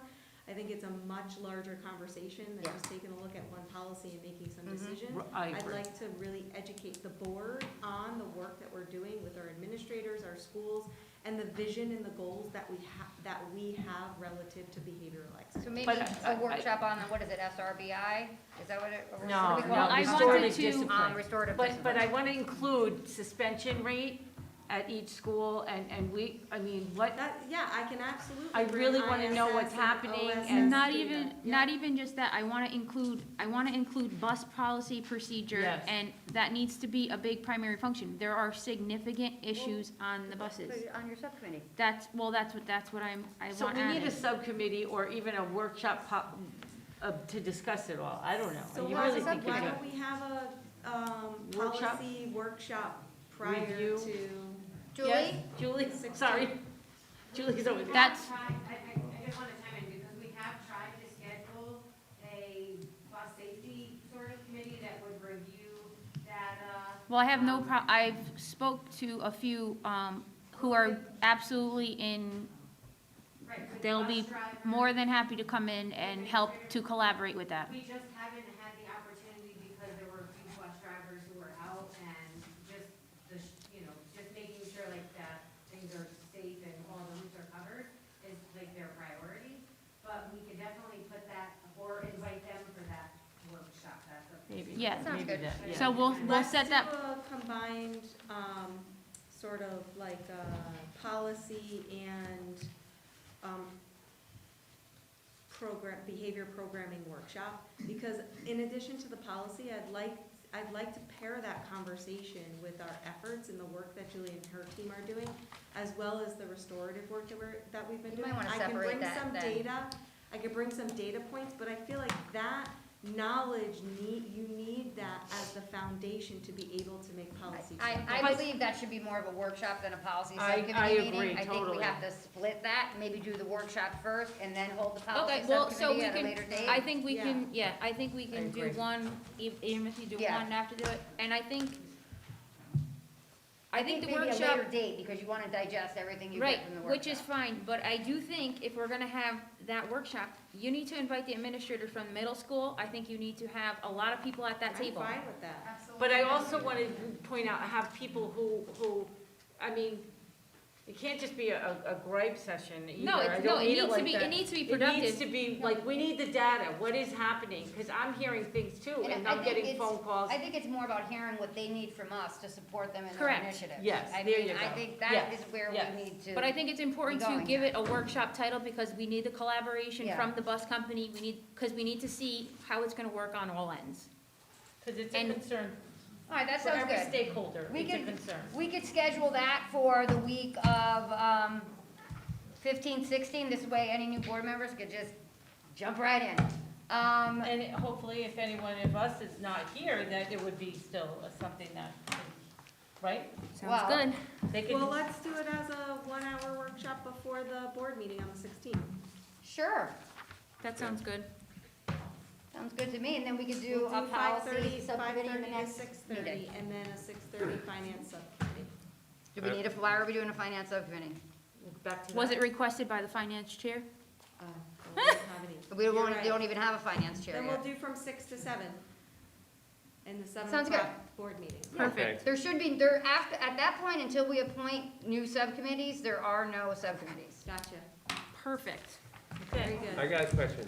Can we expect because I was just so impressed with the presentation, can we expect the same from the middle school and high school? As to Well, how they're doing the I think 30 it's minutes? different. They included that when they gave their So when they gave presentation? their Smarter Balance and SAT presentation, they included information on their embedded intervention block that they had even before the extra 30 minutes was added, and then how WIN is being run as the additional time for each period on a rotating basis. I can have them come and repeat that information relative to how they're implementing it, if How you'd about, like.